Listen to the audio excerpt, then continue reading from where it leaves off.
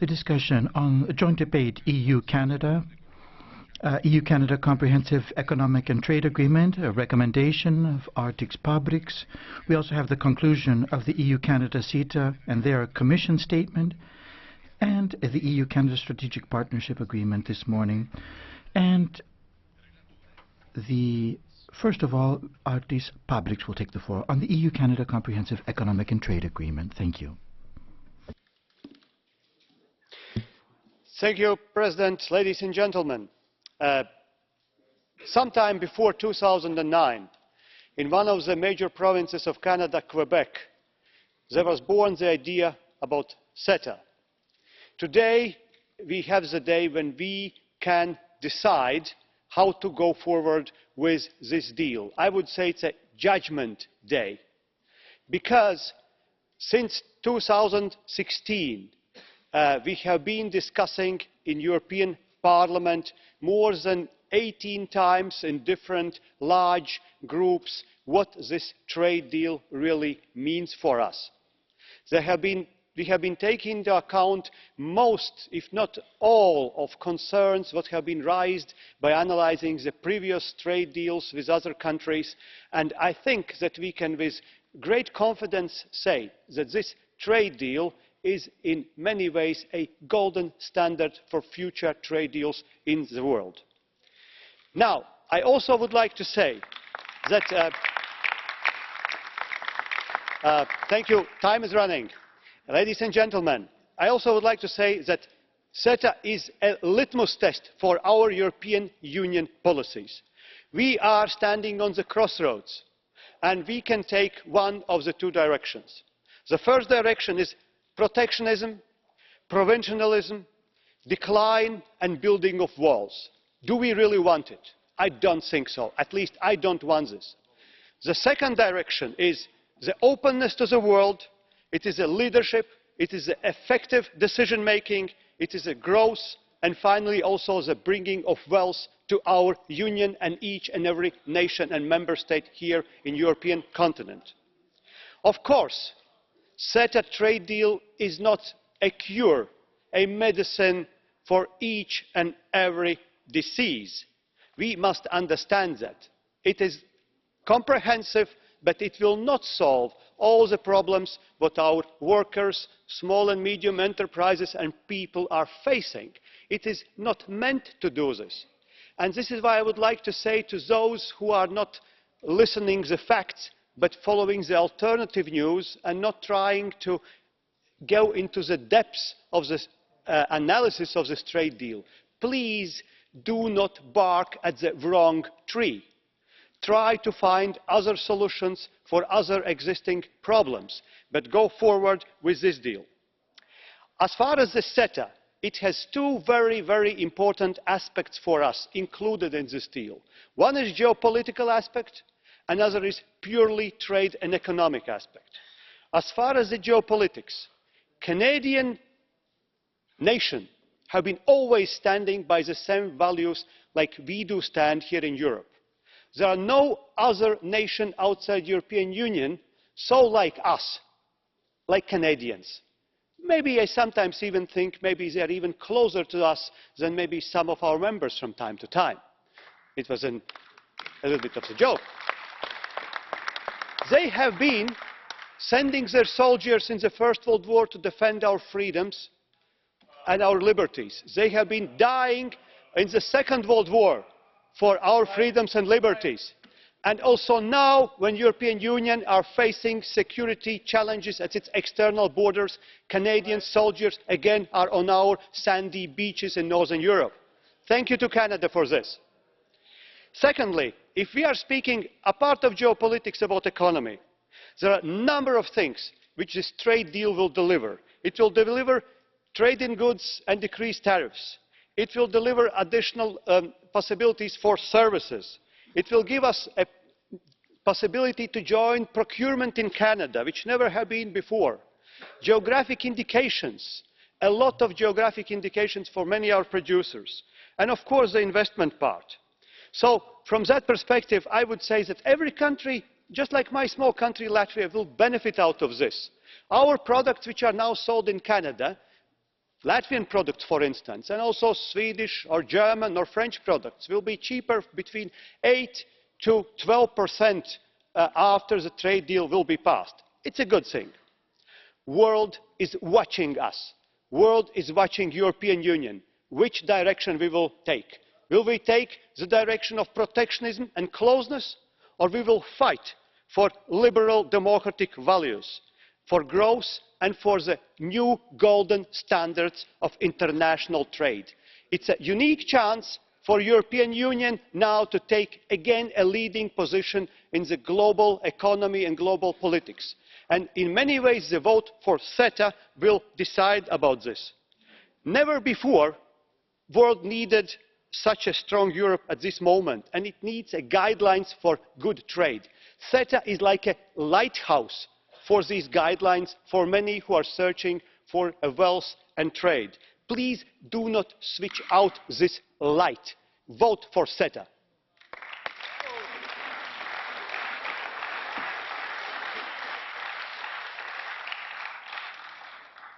L'onorevole Tannock è l'altro relatore. Colleague Tannock, please.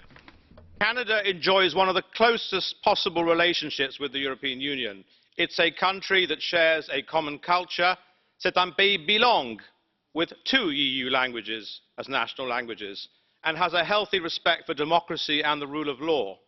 That we are set to ratify the Strategic Partnership Agreement and CETA later today demonstrates the value that we in the European Union place on that strong, traditional, lengthy relationship.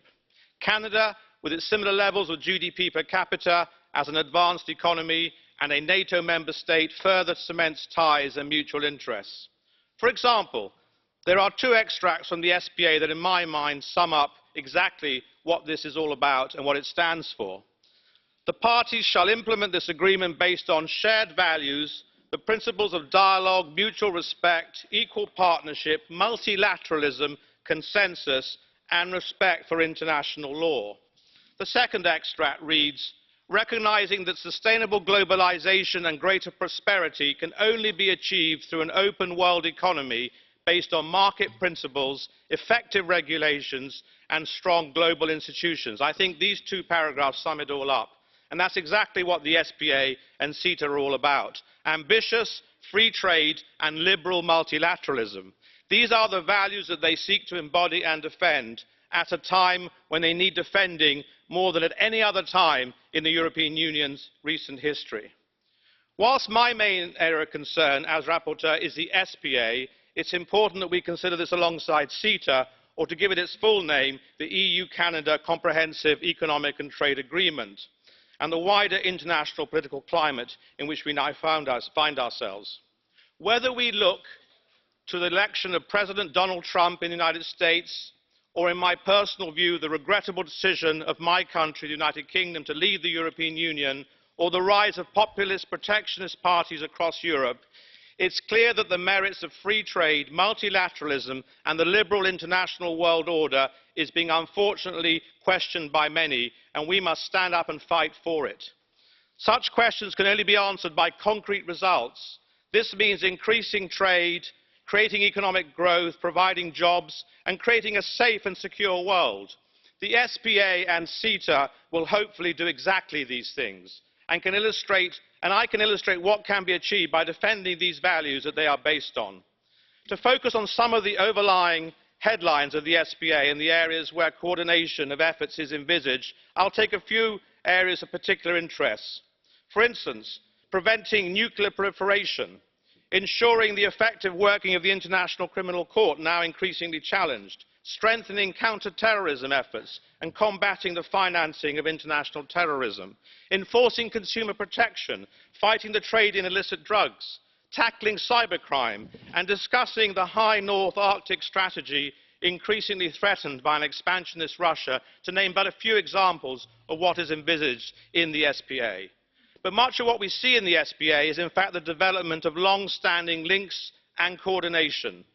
I'm proud to say that 2017 marks the 40th anniversary of the initial political agreement between Canada and the European Union, all the way back to 1977, a testament to the long and enduring links that both sides share.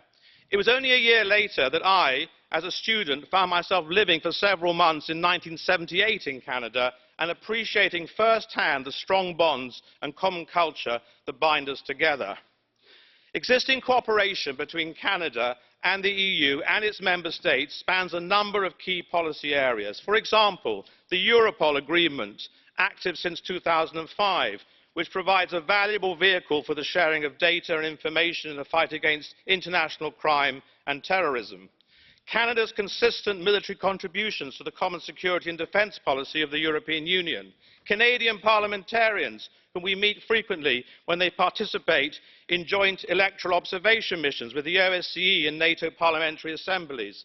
Furthermore, the visa liberalisation agreement in place since 2015 will now be completed and extended to the entire European Union as agreed. Trump's attitude to NATO and NAFTA will also bind Canada closer to the European Union on both defence and commercial policies. The EU already enjoys close political and trade relations with Mexico, making it a reliable ally against any US attempts to undermine NAFTA. And although the United Kingdom is leaving the European Union, unfortunately, Malta and Cyprus will still provide an important Commonwealth link. So to conclude, Mr. Chairman, the SPA comes at a time of increasing scepticism of free trade and multilateralism amongst certain elements of the political class and voters.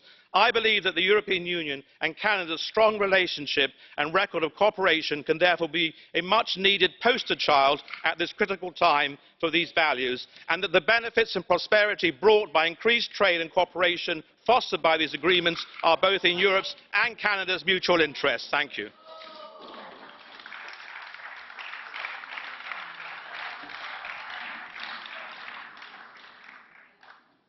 Come sapete, le regole. As you know, the rules are the same for all. On certain occasions, of course, there's flexibility with regard to certain matters, but flexibility has its limits. And that's how things will work today as well. And please, in this period, don't abuse this flexibility. Commissioner Malmström, you have the floor. Thank you very much, Mr. President, honourable ladies and gentlemen members. First of all, I would like to extend my deepest sympathy to the Canadian people for the terror attack they suffered 2 weeks ago. Je suis Québécois, nous sommes tous Québécois. I'm Quebec, and we're all Quebecans. We share the democratic values of openness and tolerance. We cooperate in tackling common challenges such as migration, sustainable development, climate change and terrorism. The two agreements that we are discussing here today, the Free Trade Agreement, CETA, and the Strategic Partnership Agreement, together offer an opportunity to upgrade our EU-Canada relationship.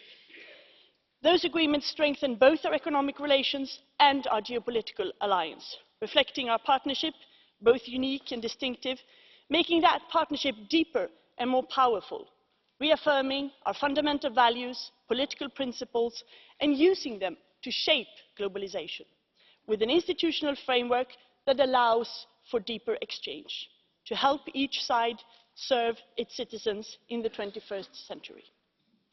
CETA will benefit EU citizens and business. Exports to Canada today support around 900,000 European jobs. But the 70,000, a little bit more, EU companies who export to Canada face many obstacles. These obstacles are particularly burdensome for the small and medium-sized companies, which are about 80% of the total. And CETA helps those companies in many ways. It removes almost all tariffs from day one. Exporters stand to save over 500 million a year. That's a lot of money, especially for the small companies. It also cuts red tape, the lengthy customs and duplicative certification procedures with which small businesses can ill afford. It opens up markets in services and public procurements on all levels. And it protects over 140 of the most traded geographical indications, helping European farmers sell more of their high-quality products in Canada. Trade policy is about opening markets, but it is also about our values. So CETA is a progressive agreement with a progressive partner, upholding our standards, protecting our sensitivities, Nothing in this agreement undermines a government's right to regulate in the public interest. Nothing in this agreement affects the safety of food we eat or the products we buy.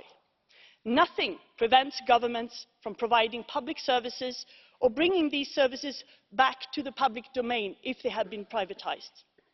Nothing requires privatisation of water or healthcare. And nothing changes the prerogative of EU lawmakers to set EU rules under EU procedures. In particular, decision-making in the CETA Joint Committee cannot circumvent or derogate from EU treaty requirements, in particular the role of EU institutions in making policy. CETA will not change food safety standards or any other EU requirements. Only the EU institutions can do that, and Member States may also be adopting relevant legislation for that. The Commission will fully abide by EU internal processes as defined by the treaties before taking any position in the CETA committee, and there can be no doubt that the role of this Parliament will be both fully respected and your contribution also welcomed. I know this Parliament has concerned and had concern about the private ad hoc arbitration known as the Investor State Dispute Resolution, ISDS. So we have reformed it. And your role here has been critical in shaping the new investment court system. This new system guarantees governments' right to regulate. It uses public courts, qualified judges, transparent proceedings, an appeal mechanism and a strict code of ethics. And this Parliament will be involved in selecting its tribunal members, similar to its involvement for ECJ judges. And as you know, with Canada, we are right now working on the international scene to promote the idea of a multilateral investment court. CETA is a modern, new kind of agreement, promoting our values of free, fair and sustainable trade. Canada and EU pledges to effectively implement major international agreements on labour and environment. These provisions are ambitious, but they're also binding and legally enforceable. And they are having an effect. Canada is on the path to ratify the last outstanding core labour convention on collective bargaining. The agreement contains a mechanism to review these provisions, notably on enforcement. And I commit, as I have written to you in letters, to set in motion this review mechanism soon after CETA is provisionally applied. And to feed into this review, I intend to open a broad and inclusive debate on sustainable development provisions in our free trade agreements, involving all stakeholders, including, of course, this Parliament. The Strategic Partnership Agreement accompanies and complements CETA, reinforcing our partnership, deepening contacts and coordination in areas like foreign security and defence policy, migration, counter-terrorism, human rights, sustainable development, climate change. Areas where we can work, and we are already working together, to make life better for our citizens and promote a progressive international agenda rooted in our principles. Honourable members, we are at a time where many stand against what the EU stands for: openness, international cooperation, freedom to trade, etc. And those who oppose those principles often also question the foundation and the future of the EU itself. And against those trends, we have the chance to work with like-minded partners to show that protectionism does not work. Putting up barriers, building walls is not the answer, but good, efficient, fair trade agreements with like-minded partners, that is the answer. And this is the opportunity we have today by consenting to the two agreements.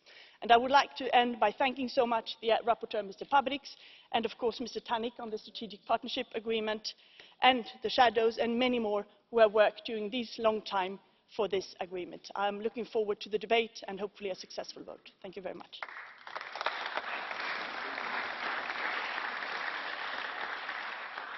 Thank you very much, Commissioner Malmström. The next speaker is Mr. Tannock. Another time for only 1 minute, please.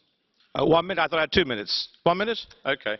Well, as I've already mentioned, the SPA will have an important role with the security. We saw attempts at the passenger name record agreement to go before this Parliament. It was referred to the ECJ. I hope that that eventually comes to fruition.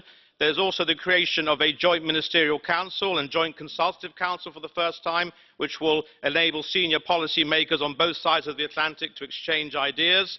And how to mitigate the effects of climate change. Canada and the European Union will have to look at this very carefully, particularly with the risk of the melting of the ice sheets in the high north and the increased migratory pressures from sub-Saharan Africa impacting on the EU with climate change, a very important common shared challenge. President Trump's repeated threats to pull America out of the Paris climate change agreement means an additional threat to global stability, which the EU, together with Canada, will have to face together. Lastly, the SPA and CETA will become the model for the European Union to conduct future advanced close trade and political relations with third country partners, including, in all probability, the so-called bespoke deal between the European Union currently envisaged with the UK and the British government after Brexit. So let's hope that this is a successful model so that the UK itself can negotiate something similar after Brexit. Thank you.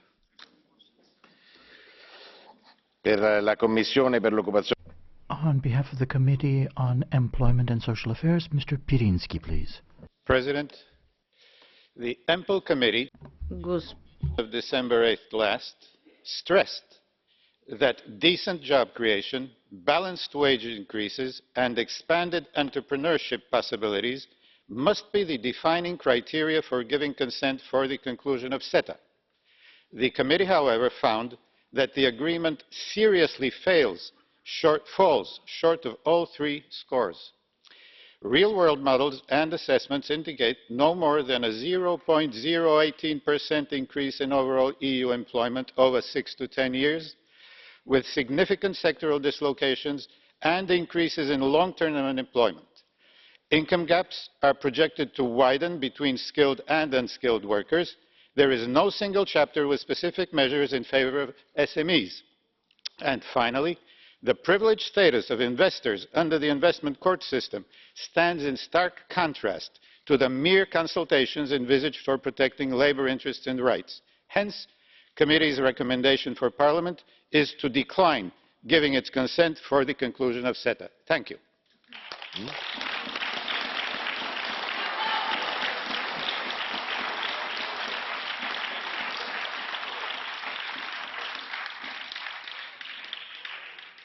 A nome della Commissione. Committee on the Environment, Public Health and Food Safety. On behalf of that committee, Mr. Bart Stais. Thank you very much. The Committee on Public Health and Food Safety recommends voting in favour. We have looked and tried to evaluate CETA, and the starting point was our resolution on TTIP from April, and I think that there is no explicit approval. There is cooperation, but it is voluntary and it is not limited to areas where Canada and the EU have the same standards, and public services and undermine some of the legislation, and the ICS mechanism sets up a parallel jurisdiction for foreign interest and undermines the sovereignty of member states. And I, as rapporteur, have concerns about the negative list for a public and a social service and the undermining of standards and the endocrine disruptors, and also the food safety and impact on a majority of members in the committee did not listen to this, despite the protest from millions of citizens. And so, as rapporteur, I have to recommend this on behalf of the committee, but personally I will be voting against.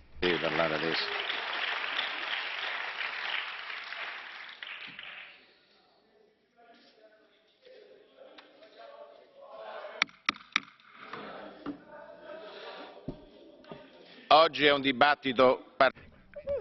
This is a particularly delicate debate today, all will have the opportunity to express themselves and to present their positions. Once again, respect the speakers which have taken the floor, and respect those that have a different view than your own. Once again, all will have the opportunity today to express themselves, and thereafter we will have a vote to decide upon all of this. Now, on behalf of the groups now, Group of the European People's Party, Mr. Manfred Weber. President, Commissioner, colleagues, we can see in the very first minute what this is about. It's about emotions, about creating fear, and facts. We'll hear Mrs. Le Pen afterwards. I think everybody can express their opinion here, and everybody can listen. Is that all right? If colleagues... afterwards, Mrs. Le Pen will take the floor. She'll stoke fear. She says she rejects Canada, Australia, New Zealand. She wants a complete isolation of France. And she's creating fears, workers and farmers. There were countries in Europe that isolated themselves. For example, Albania, under its dictatorship, which sealed its borders. Le Pen wants to make France into a huge Albania. Not lead it into the future, but rather cut it off. Colleagues, we in the EPP group believe in the facts. And if we look at South Korea, the last agreement that we concluded 5 years ago, Ms. Le Pen, there was an increase in exports of 15%, 17 billion euros more were exported. There were 14,000 new jobs. In total, 30,000 jobs in Europe depend from exports. These are facts. Of course, you can set emotions against that, but we in the EPP believe in facts. I'd like to thank Commissioner Malmström for her committed work. And that was an excellent presentation you made today. I'd like to thank the citizens' involvement, consumer organisations, unions. They managed to clear up many of the fears and concerns. Who should we talk to if we can't talk to Canada, a highly developed democratic partnership country? And we were able to conclude those discussions. Colleagues, unfortunately, I must become a little bit party political in this debate.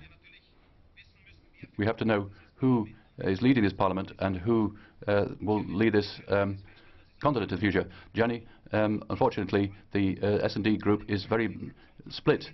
You can't give any steer as to the future of Europe. Half is in favour of CETA, half is against. And the Greens must ask themselves a critical question, whether they're in good company, if they're with Le Pen and the communists, if they're making common cause against CETA. I think that the Greens and the consumer protection organisations have had important debates, but they must recognise that we're on the right road and that this agreement is a good one. Two brief points to finish. The decision-making process. I think we must recognise, if you look at CETA, that we need clear responsibilities in Europe. The discussion in Wallonia, we respect every parliament in Europe.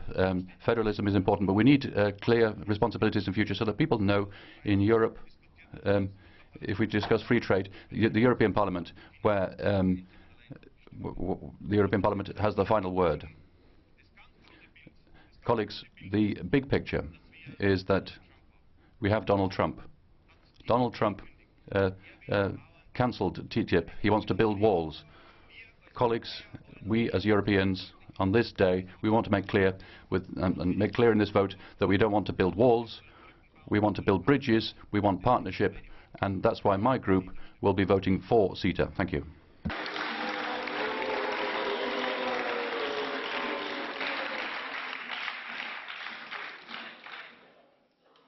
In the course of the various interventions of the group representatives, the group heads, no blue cards. And once again, please respect the ideas and the opinions of others. This is fundamental. Mr. Corrao, every group will have the opportunity to express its ideas and opinions. That is democracy, and I would like to invite you to respect that right now, and respect the ideas of others as well. On behalf of the S&D group, the Progressive Alliance of Socialists and Democrats, Mr. Pittella. Thank you very much.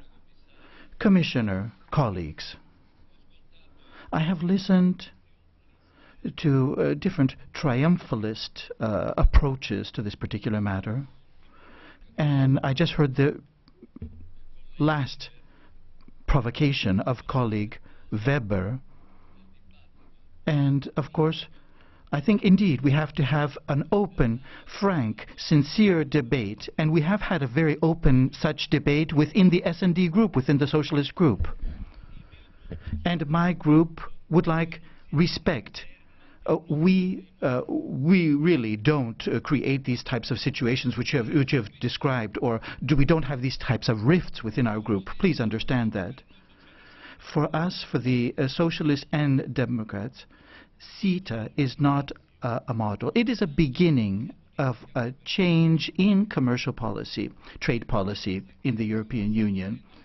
What's taking place in the world ought not influence or condition the way that we look at things. We ought to be able to move forward with wisdom, with prudence.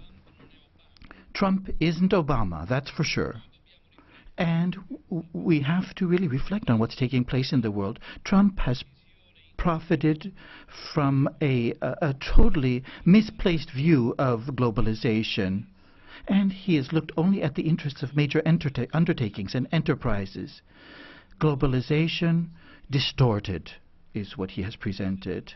And we don't support CETA in the sense that it does indeed support, it is a new commercial policy. There's no trade policy. There's no question about that whatsoever. But it needs certain changes. And thanks to the work that we've done, we have changed this particular approach, and we've changed the nature of CETA. Otherwise, if those changes hadn't been made, it really would have been multinationals that would have benefited most from this. Right now, we have a mechanism, however, which with a new investment court system, indeed, and that's thanks to the work of socialists, that's thanks to the work of others as well. Now, these particular improvements we have thanks to the work of the Commissioner as well, and I'd like to thank her on this opportunity. And we have to thank Canada and the work that has been done. We do indeed have joint values, common values and principles, and we do want to create a multilateral, more democratic trade system, globalization of a positive type. And I'd like to thank Premier Trudeau for the concerted work that he's done, and for the fight that he has waged against populism and against these new tendencies which are threatening the world. So a much more open, progressive approach to international trade, on the basis of which we hope that future agreements will be forged and created. So we will not vote for this unless we have a new progressive agenda with regard to commercial trade, to trade overall. And I think that it is in this particular spirit that we have to look at things. We want greater transparency in negotiations. We want a system of standards which is more advanced in nature, taking into consideration numerous different important facets. So what we want to vote for change, not to maintain the status quo. And we want to change this globalization to make it something positive for everybody. We don't want to fall victim to it. Thank you. Now, on behalf of the Conservative and Reformist Group, Mr. Kamal Saeed. Canada-EU trade agreement, CETA, really about? Well, it's about new jobs created by Polish fruit exporters or Italian tie makers facing lower barriers to selling their products in Canada. It's about cheaper prices and more choice for consumers. It's about allowing our small businesses to bid for public procurement contracts in Canada. My ECR group supports CETA and other trade agreements because international trade is between willing sellers in one country and willing buyers in another country. Opponents of international trade will often highlight the losses, but they fail to point to the often larger gains which are dispersed across the nation or across international borders. Now, I'm not saying that we should ignore these legitimate concerns. We should encourage lifelong learning programmes for workers in declining companies and sectors to retrain for new roles in the face of globalisation and new technology. We should address the concerns of both Canadians and citizens of EU countries who accuse each other of having lower environmental and labour standards. Both can't be right. And we should also remind the anti-capitalists over there and the anti-globalisation movement over here that they are in fact the true friends of the multinationals. For it is often the multinationals with their armies of lawyers and lobbyists who call for or shape the regulatory barriers which keep smaller businesses confined to their local markets. Thank you. So the ECR group will vote for CETA as an opportunity to show the world that the EU is open for business, an opportunity for small businesses to create more jobs, and an opportunity for everyone, not just the privileged few or the large multinationals, to benefit from open trade. We support CETA.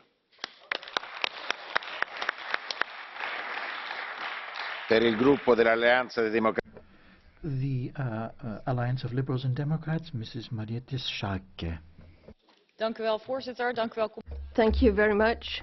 Commissioner, colleagues, our debate today concludes 7 years of hard work to negotiate, and we can be proud of the result because people need jobs, and CETA provides access to markets. We want guarantees that protect the environment and consumers, and a drastic revision and of the court, and we see that the new model is much more positive, and also eliminating bureaucratic hurdles for smaller companies. And we looked very carefully at every single detail, looking at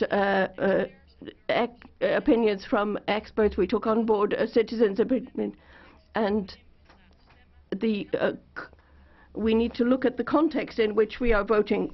President Trump in the White House is setting a very clear course for America, and open cooperation and a strong multilateral system is something that we need to support from Europe.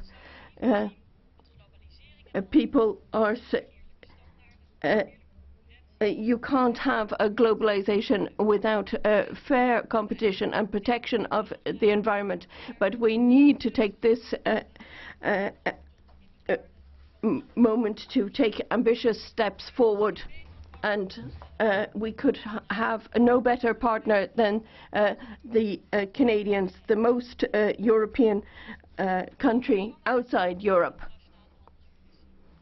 And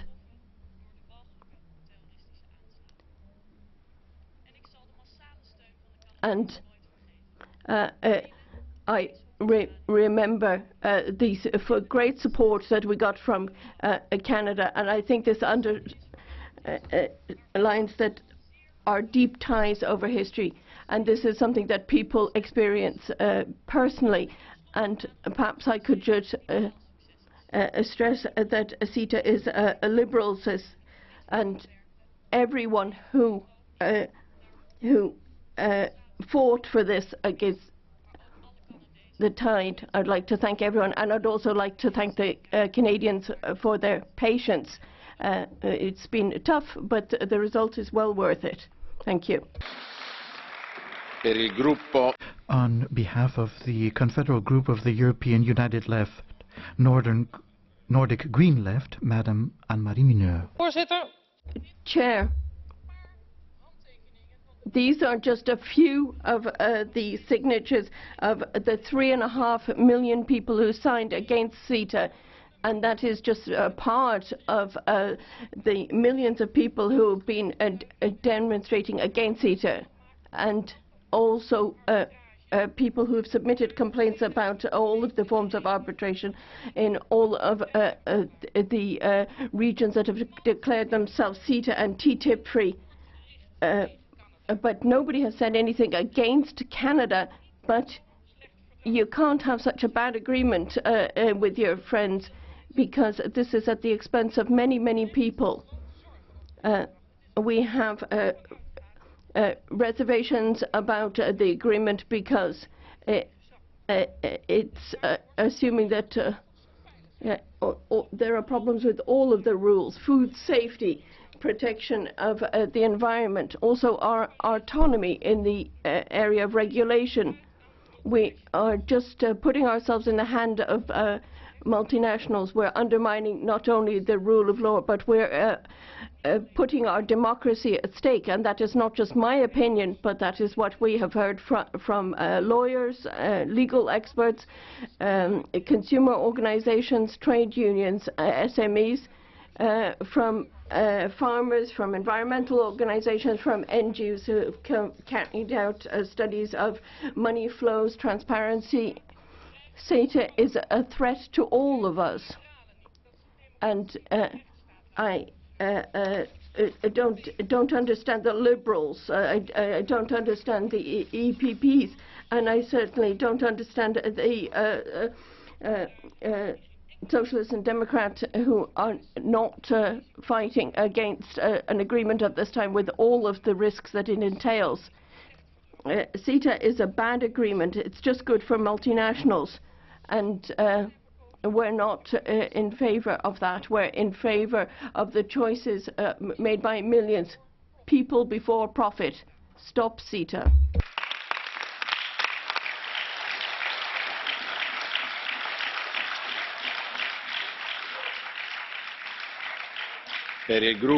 On behalf of the group of the Greens, European Free Alliance, the word has Yannick Jadot. Thank you, President. Madam Commissioner, colleagues, there'll be the nice Canadians with which we'll have the nicest agreement that Europe has ever signed.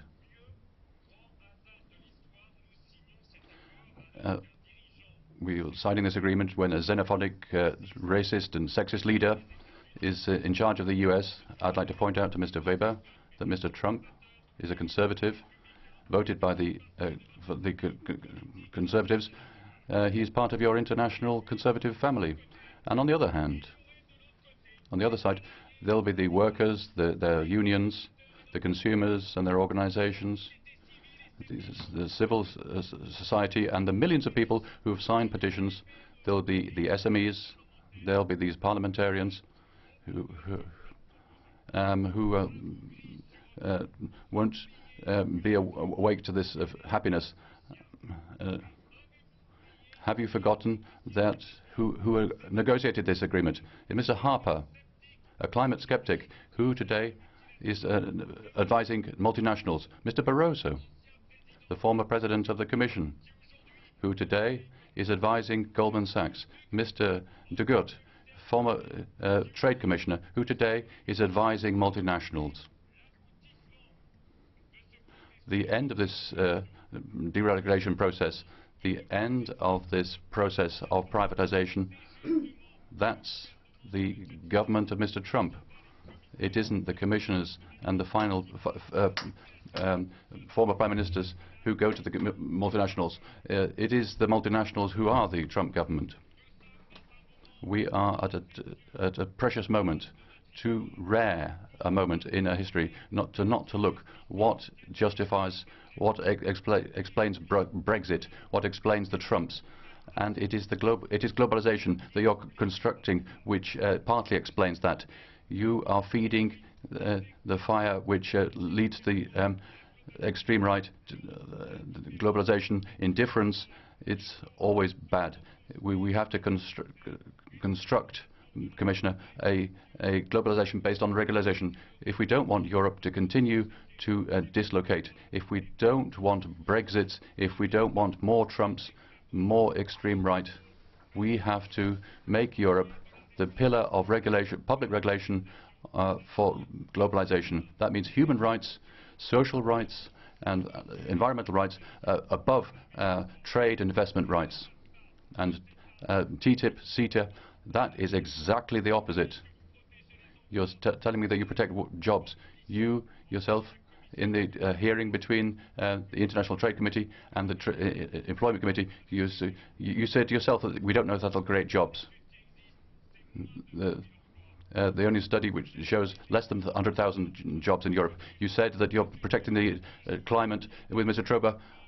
2 days ago, he was with Mr. Trump to put the Keystone XL pipeline into action, which Obama was against. It's your commission which is refusing to legislate on endocrine disruptors to protect science, health. We want a partnership with the Canadians and with the Americans and all the others, but on the climate, on social rights, on the fight against tax havens, on banking supervision and all that, there's nothing on that in these agreements. Let's defend democracy, let's defend democratic sovereignty and European legal sovereignty, and the European project against a globalization of deregulation which concentrates power in a few billionaires and multinationals. Let's make a different Europe, otherwise it will dislocate. That's what you're contributing to today. On behalf of the Europe of Freedom and Direct Democracy Group, Madam Tiziana Begin. Thank you very much, President. Commissioner, colleagues, CETA is not a free trade agreement. It is an institutional reform in hiding, with numerous different secrets of a technocratic nature. It is not an international trade agreement, that which we aspire for. The Five-Star Movement has emphasized this on numerous different occasions in the past, and particularly with that 0.1 growth and lower, which we've seen in numerous parts of the European Union. What has been promised is totally unrealistic. Simply the import of cereal, grains and meat will increase monumentally with this particular agreement, and this will lay waste to European producers and manufacturers. CETA is something which will affect seriously our citizens. Our citizens on the dining room table will be seriously effective. Let's not forget GMOs. 80% of all grains and cereals on our tables right now have genetically manipulated organisms within them. And CETA will do absolutely nothing about this. So we're being carried through down a corridor, a very dangerous one indeed, with no regulation on these particular issues. We've seen also the onslaught of the Americans on meat with the hormones and the introduction of hormones. And then there's the issue of water as well. Clean water, a very basic element, has to be taken into consideration. If we have deregulation on these different fronts, it will be terrible for all. Now, CETA and this particular investor court system, is it effective? Very questionable indeed. So indeed, it is a very reprehensible, shameful, closed justice system, creating a kind of triangle relationship between those in power, multinationals, undertakings, and other elements as well. This is not the type of agreement we want. CETA is a technocratic, non-elected structure, a construct that will be created, and very little of just 15% of the thousands of pages which make up this particular agreement deal with issues that will indeed do good for the citizens of this continent. Once again, ladies and gentlemen, CETA is not an agreement. It is a coup d'etat, a silent coup d'etat. It is an institutional change which is marauding as a trade agreement, but it is nothing of that nature. Thank you very much. Per il gruppo Europa delle Nazioni.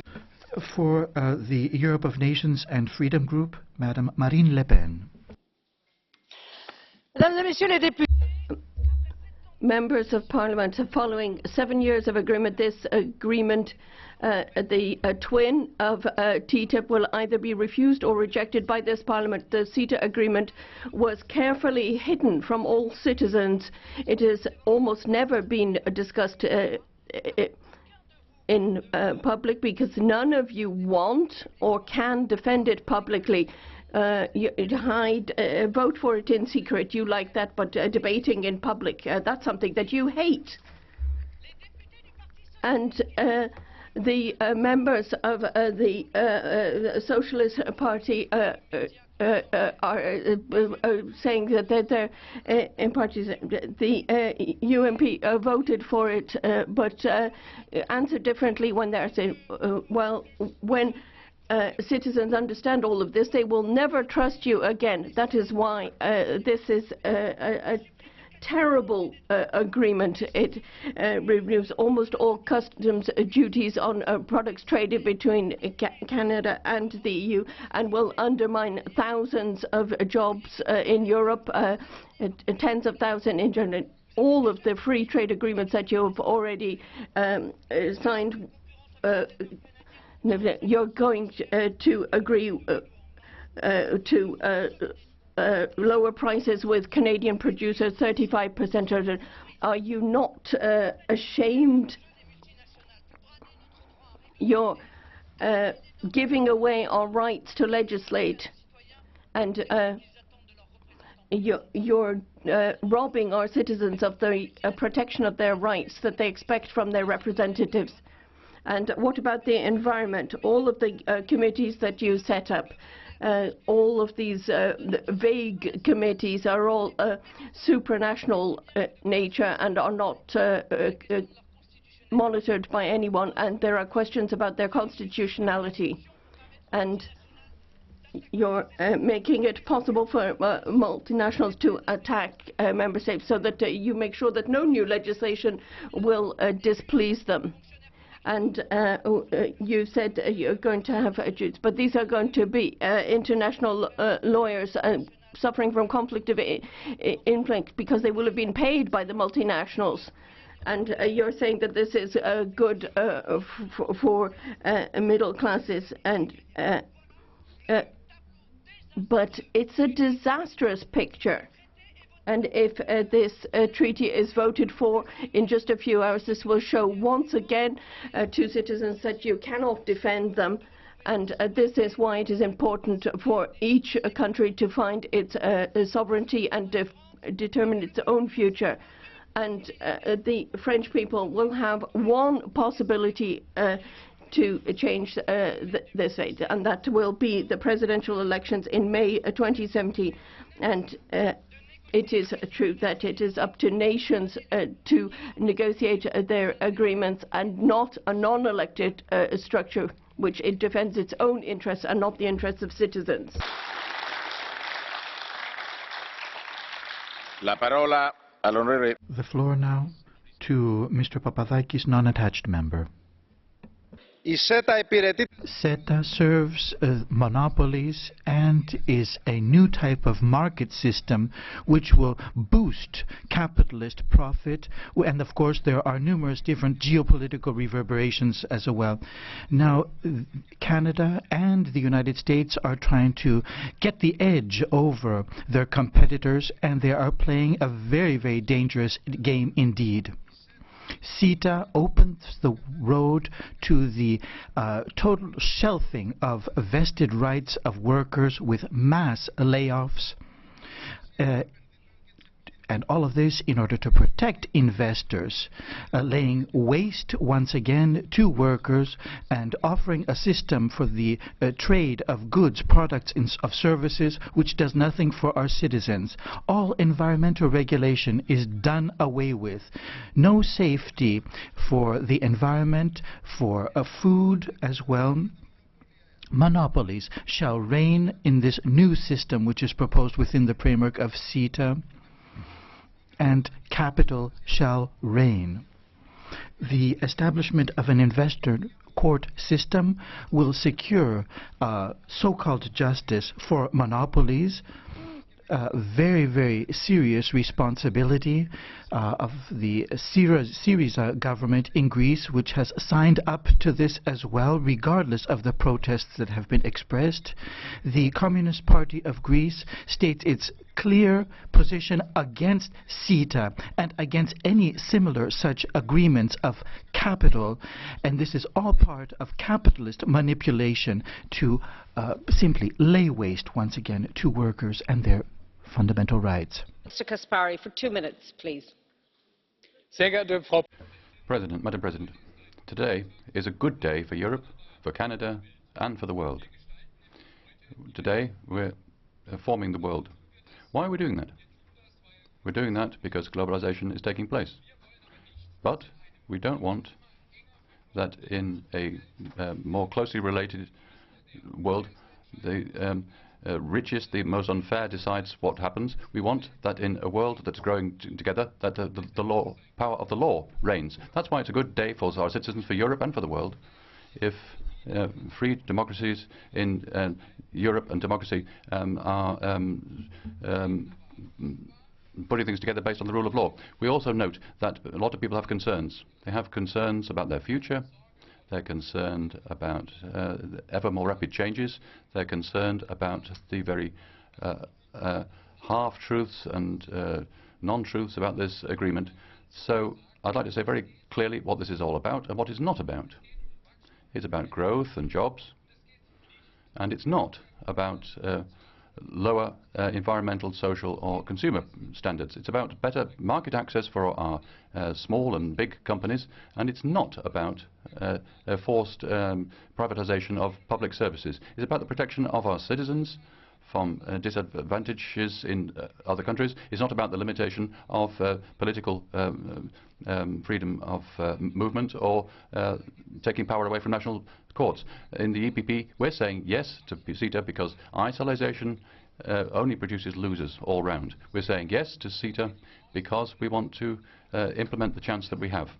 We're saying yes to CETA because we want to give rules to globalization. Finally, colleagues, in this insecure time, people are looking for leadership and stability. It's time to give them that, and the CETA agreement is a good element in that. Thank you. Thank you. And now, for 2 minutes, Mr. Moisa. Yes, thank you, Chair. We have reached the final stage of a lengthy process and difficult process of exercising democratic scrutiny over the negotiation and approval of CETA. The S&D Group, as many colleagues in this House, have followed closely the negotiation already before what I would call was its first conclusion in September 2014. We have voiced concerns, demanded changes, and we have achieved most of those already on the occasion of what was effectively the second conclusion of the negotiation in February 2016, last year. The most important of these was the removal of the old toxic ISDS from the treaty and its replacement with a public system, the new ICS. In the past year, we have also contributed to and closely scrutinized and debated the new CETA package, what became the CETA package, submitted to the EP for consent today. We welcome as a group the fact that many of the citizens' concerns have been addressed through the clarifications and commitments from the Commission and the Canadian authorities through the joint interpretive instrument and the other instruments in the package. CETA is not perfect, far from it, but it is an important step in the right direction, a more progressive trade policy where the benefits are widely spread among all citizens. The S&D Group has tabled its own consensual resolution, which clarifies what we mean by progressive trade agreements by spelling out clearly what we like about CETA and what we don't like about CETA and expect to be further corrected in CETA where agreed or in future trade agreements more widely. Better provisions on sustainable development and a sanctions-based approach, further improvements to the ICS system and full EP involvement in the designation of judges, better forms to capture the protection of public services. Improved transparency for all trade agreements in future. The S&D Group has decided to vote in favour of CETA. This is because most of us believe CETA is good for our economy, particularly for SMEs, and it does not threaten our choices, values or laws. But it is also an act of trust and an offer of partnership towards the EU institutions, notably the Commission and the Council, with which we want to work together for a better trade policy, and towards Canada, which is a country that shares our values, our objectives and our hopes for a better future. 1.5 minutes now for Mr. Campbell Bannerman. Madam President, today marks a milestone when the European Parliament votes on, and I earnestly hope approves, the most ambitious, modern and largest trade agreement with a developed nation the EU has ever done. As ECR shadow rapporteur on this CETA agreement, I've worked for years on this, as has others like my colleague Charles Tannock on the parallel strategic partnership agreement. The CETA trade deal will eliminate 99% of non-agricultural tariffs, saving EU exporters almost €500 million a year immediately, and deliver near complete market access both ways. This includes the best ever services deal, and it will also give European companies access to Canadian procurement markets for the first time. In addition, it contains mutual recognition of professional qualifications for midwives, architects, lawyers, doctors, but there is no free movement and no access fees payable either way. It would make a very good template for Britain.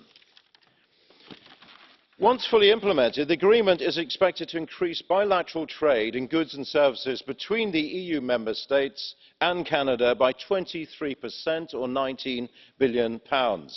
It has, however, taken too long, 7 years, to get to this point.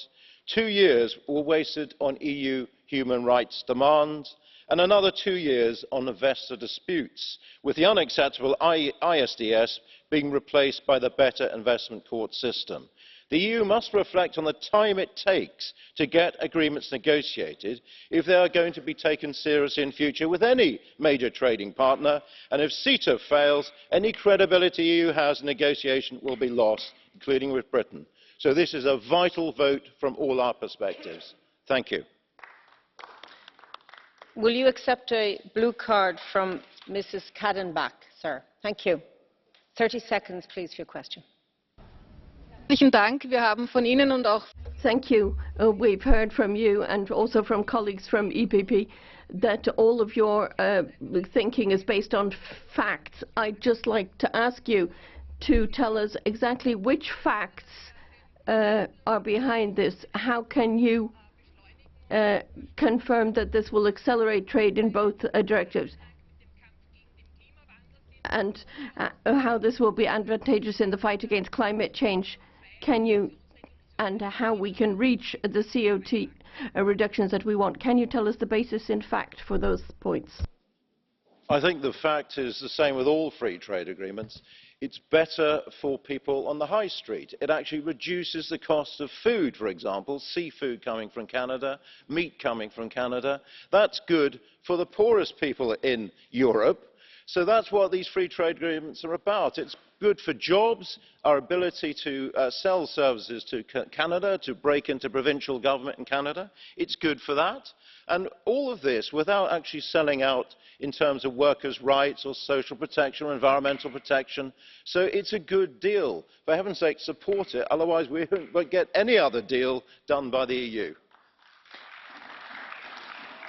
Mr. Takkula, for 1 minute, please.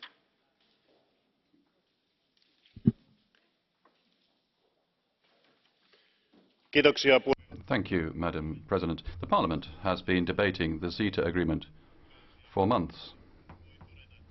We can say that, unfortunately, CETA has got a bad press because it has been linked to the TTIP agreement and been seen as a Trojan horse, whereas this agreement is a quite different package. Canada is not the same as the United States. Canada is Canada. We should remember that when we go through this agreement. It offers European SMEs the possibility to find new markets in Canada and facilitates trade and services in many sectors. The EU needs progressive trade agreements. The EU needs global markets. We need like-minded partners like Canada. In CETA, we get all these things, and I really hope that colleagues will back traditional EU trade policy thinking and that this Parliament doesn't tilt towards Trump-style trade policy. We want to create rules for trade throughout the world, and we'll be pioneers in that if we do this. Thank you. There is a blue card request from Mr. Jurek. Will you accept the blue card? A blue card request, sir? Yes. 30 seconds for the question. Thank you. CETA jest według pana dobre dla małych. CETA, in your view, should be good for SMEs. No, nie wiem, czy pana zdaniem CETA jest złe dla międzynarodowych koncernów. A może warto otwarcie powiedzieć, że to tak naprawdę o ich interesy chodzi, a nie przedsiębiorców w Europie, nie naszych rolników, nie Europejczyków. I did not get the entire English translation, and I gather colleagues had a problem. Was there a problem with the English booth? And could we have a translation of the question, please?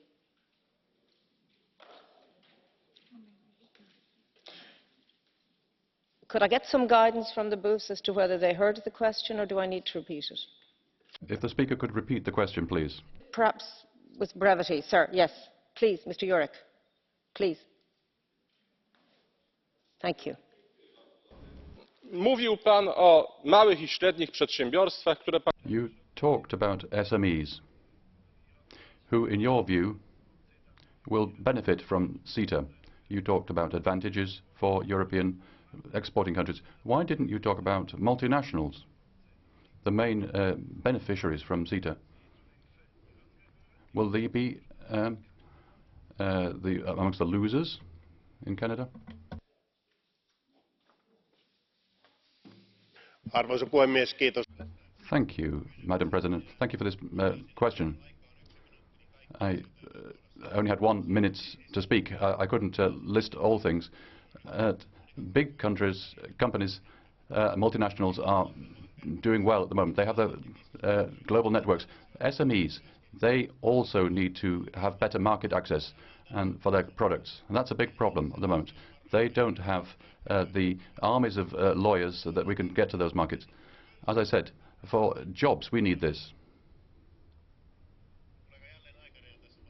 I'm up against the time limit again. We should remember that free trade creates jobs. Robots and artificial intelligence takes them away. We need these jobs, and the focus should be on SMEs. And now Mr. Schulz for 1 minute, please. Frau Präsidentin, Frau Kommissarin, liebe Kolleginnen und Kollegen! There's a lot that I could say, and I wish I could have just put my speech to one side to deal with some of the arguments that have been put.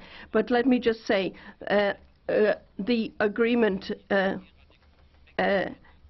still contains references, even though you, Commissioner, have tried to do away with some of the shortcomings from the de Gucht era. And there is still an ISDS DS type system, a negative list. The first time for a free trade agreement opens the way to liberalization in all areas, even for SMEs.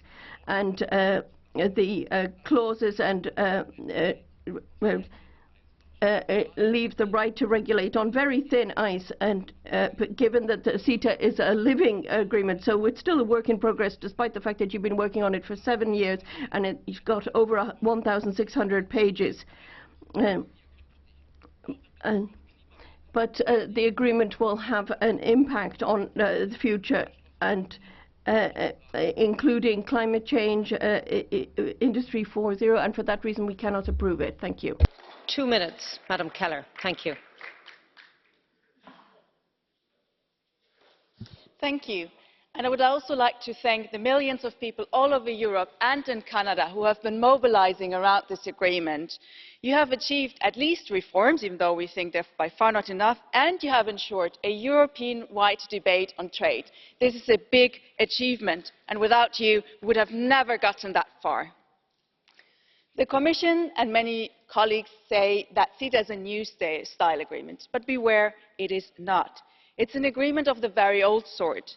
It's an agreement for putting investor rights over people's interests, of liberalisation without end, of harming climate, environment and also social standards. And on transparency, it's even worse than TTIP. And to all who think that Canada is a beacon of liberalism, well, CETA, as it was mentioned, was not negotiated by Prime Minister Trudeau. It was done by his predecessor. It was done by your predecessor, Mr. de Gucht and Barroso. And if I were a Social Democrat, I would get pretty nervous around that.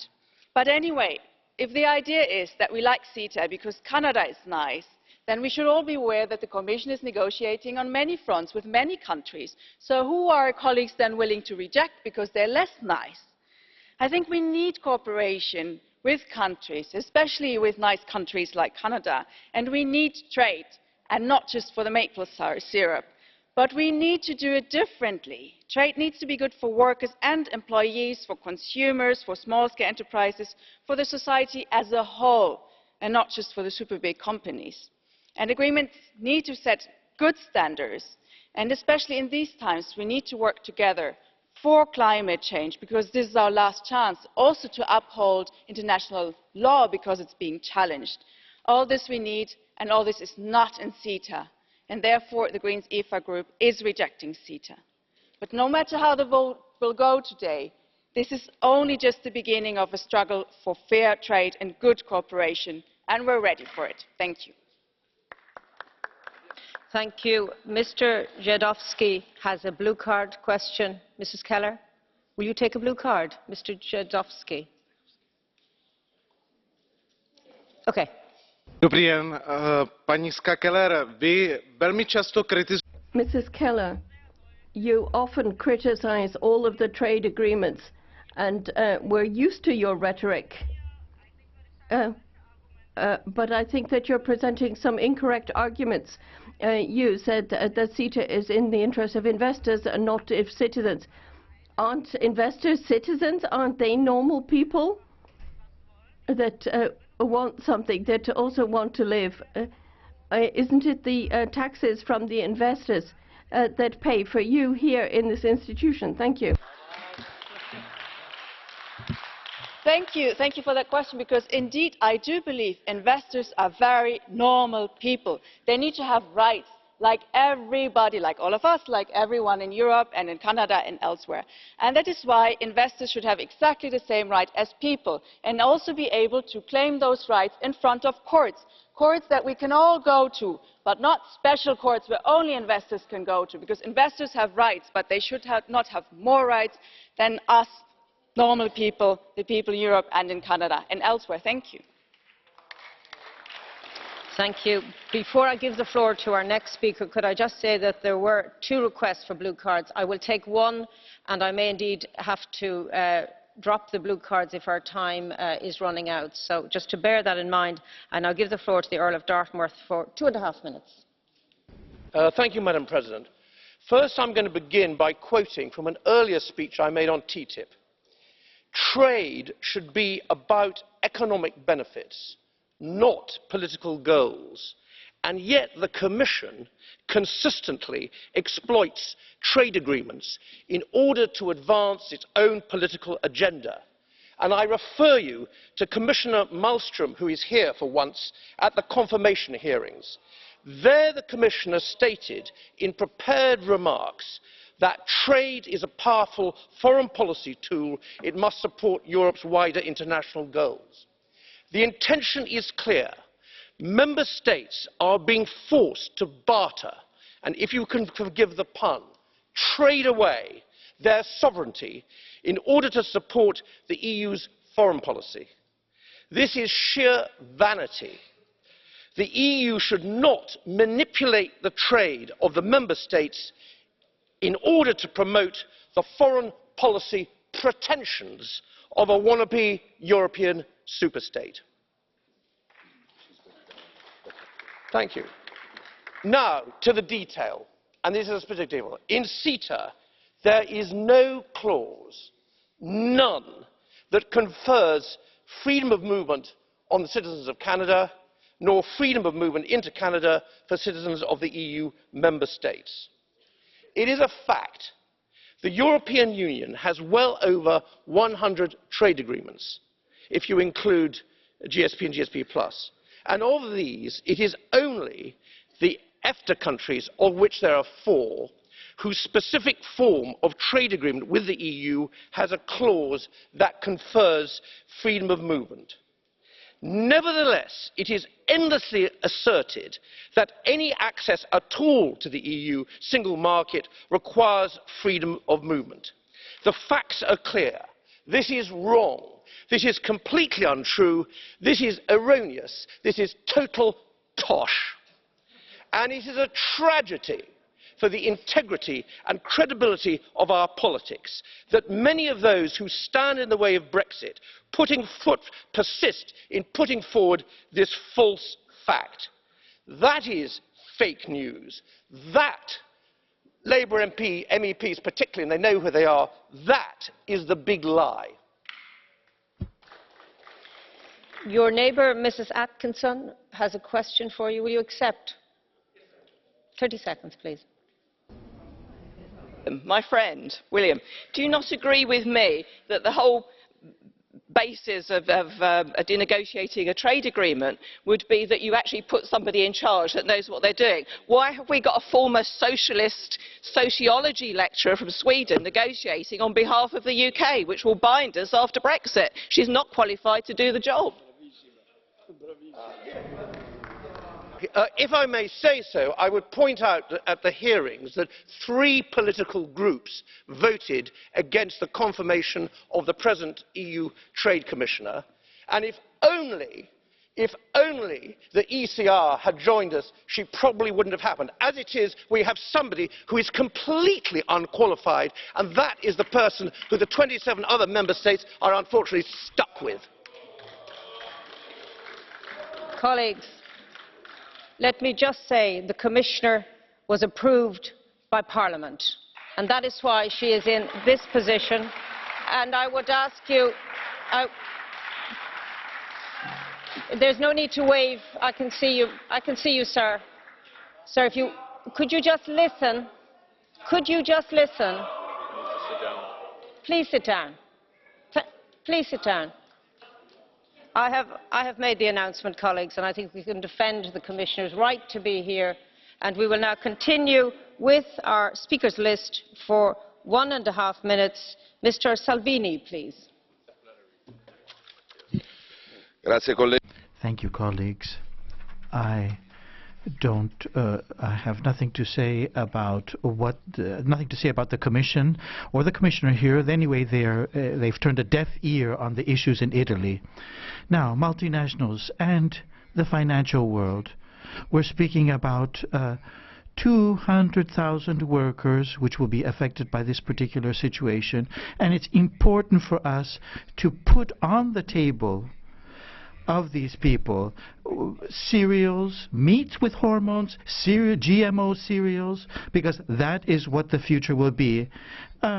Let's not forget, of course, oranges from Morocco, olive oil from Tunisia, and numerous other different disgusting things from here, there, and the next place.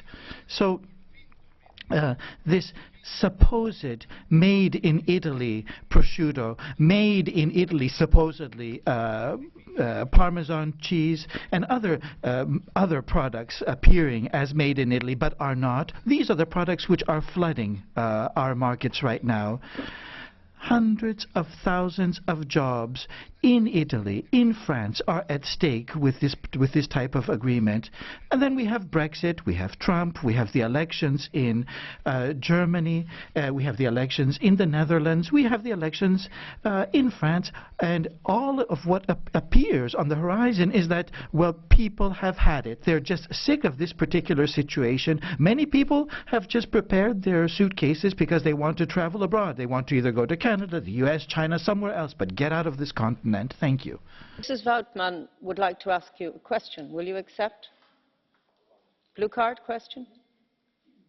Yes. I will speak in Flemish, so maybe you can.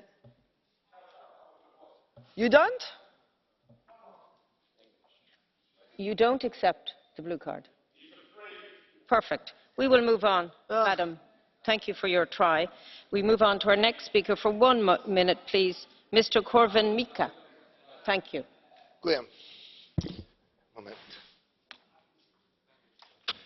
Argumenty zwolenników CETA są... Arguments of the proponents of CETA are demagogic, are full of lies and false. Arguments of the opponents of CETA are also full of lies.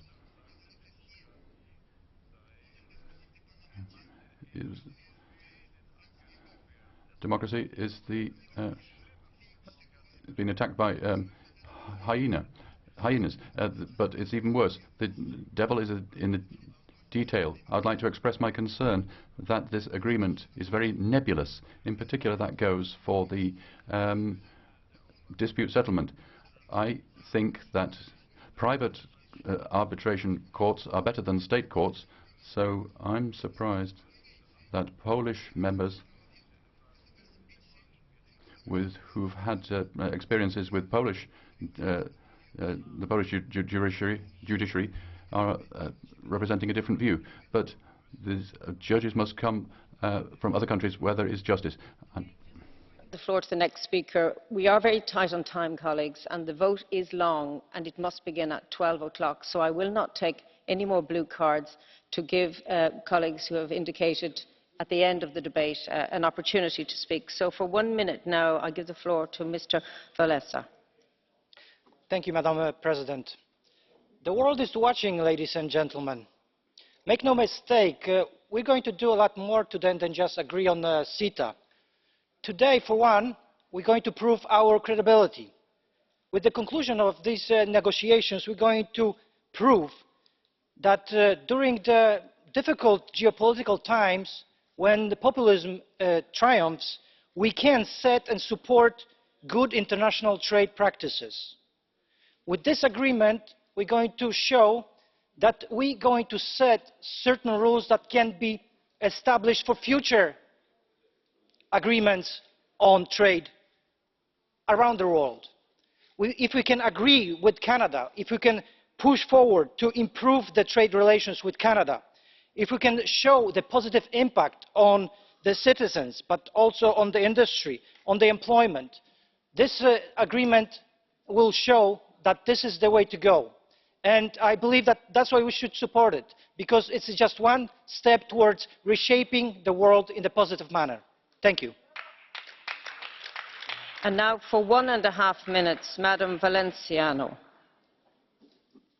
Gracias, Presidenta. Thank you very much, President. So we have to put a little bit of a perspective into this particular debate and respect as well for the diverging opinions here. Less arrogance, if you like. The important thing is that we find ourselves in on a crossroads right now, a critical crossroads. There is that protectionist, hostile approach from the other side of the Atlantic, for the Trump administration, and also Russia and China with their particular views. We have instability throughout the world and rampant nationalism in a number of different European capitals. So what's going to be left of Europe if we don't consolidate ourselves with common values and joining together with a country? What country would be better than Canada?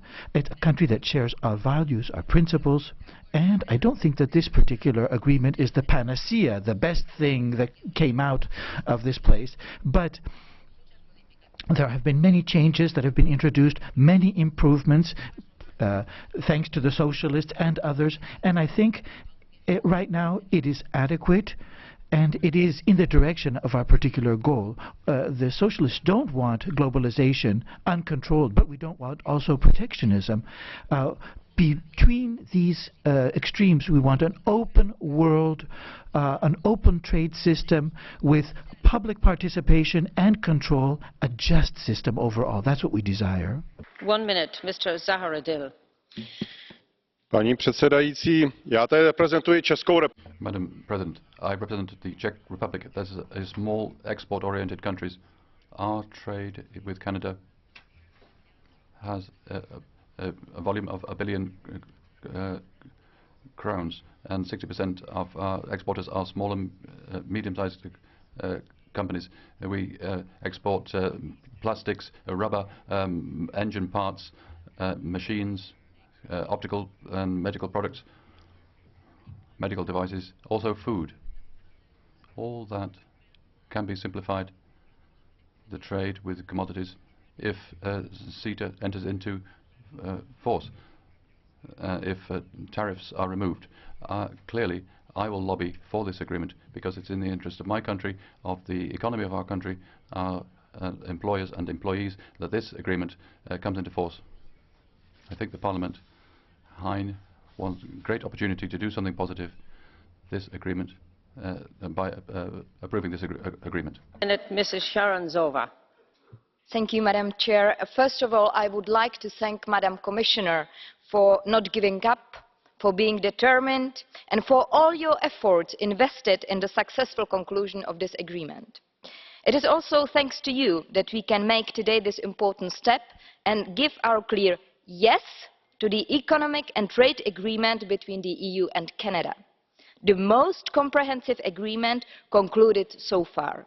It will create new business opportunities for the EU businesses, especially SMEs. Not only that, it will facilitate access to public tenders on federal, provincial and local level in Canada.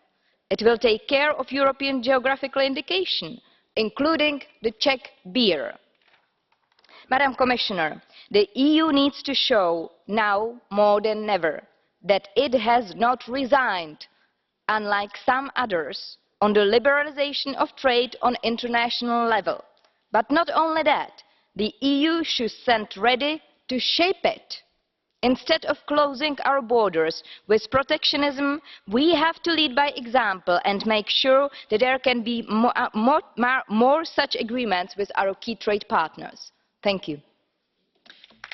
1 minute, Mrs. Sanchez. Gracias. Thank you.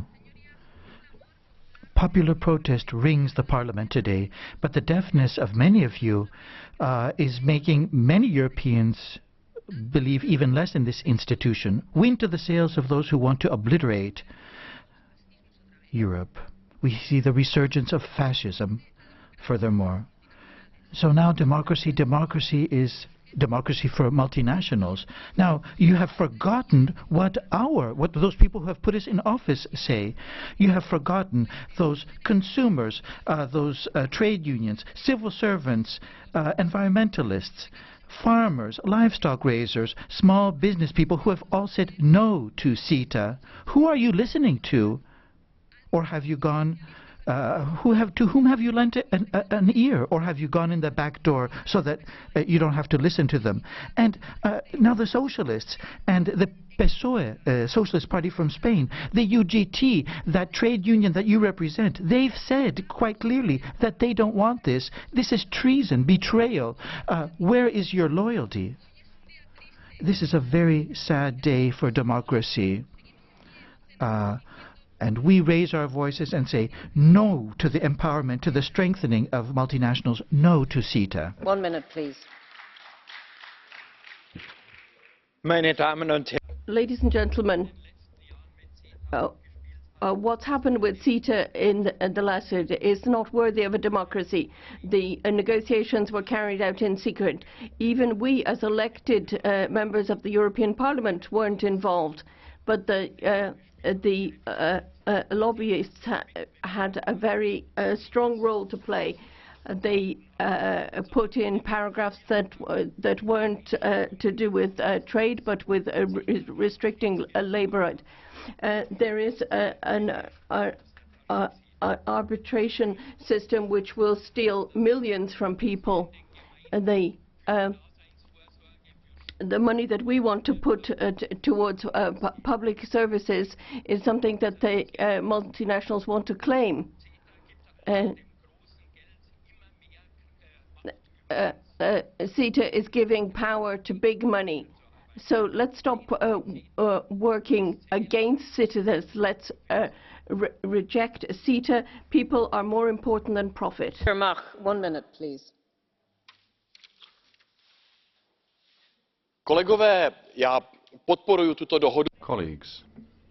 I support the CETA agreement on a free trade agreement between the EU and Canada. This agreement gets rid of customs duties and barriers.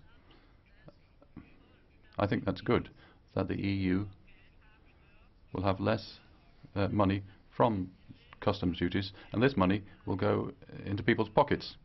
Our citizens will be able to buy Canadian goods and the other way around, and cheaper, without duties. So that will increase freedom and the possibilities of people. It's better than TTIP in particular when it comes to arbitrage. I'm in favour of a free international trade, and I take it that the independent United Kingdom will conclude an agreement with Canada. And if the Czech Republic, my country, were independent, I would support such an agreement. Perhaps it would be briefer and better, but the principle of international free trade is something I support. Thank you. Mr. de Graaf. Voorzitter. Chair, this agreement is a step towards a dictatorship and poverty dictatorship, because multinationals get the right to determine EU legislation and can classify it as trade burden and poverty, because the products will be produced in the cheapest countries and to the lowest possible standards for the environment and for labor, and the price will be paid by citizens through lost jobs. But there is hope. More and more citizens are seeing through the lies and joining the patriots. We defend the citizens. We are fighting for your freedom, and CETA should be rejected. 1 minute, Mr. Fontoulis.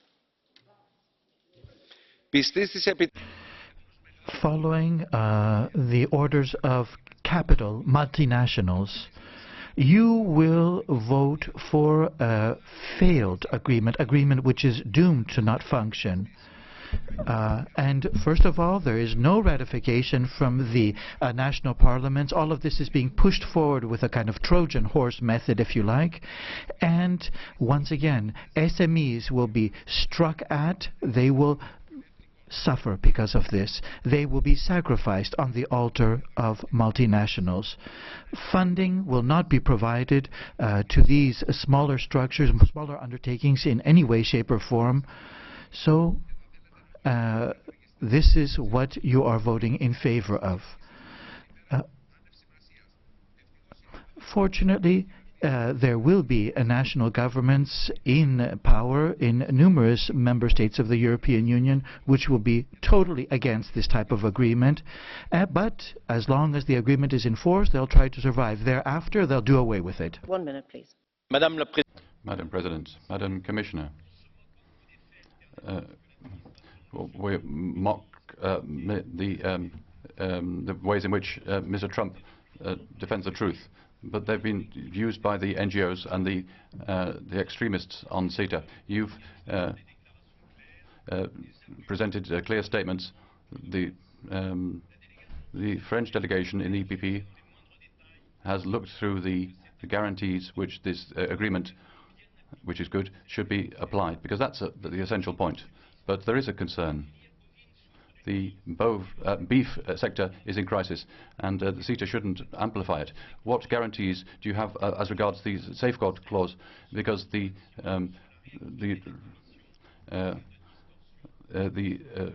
French law will react strongly to any fall of price.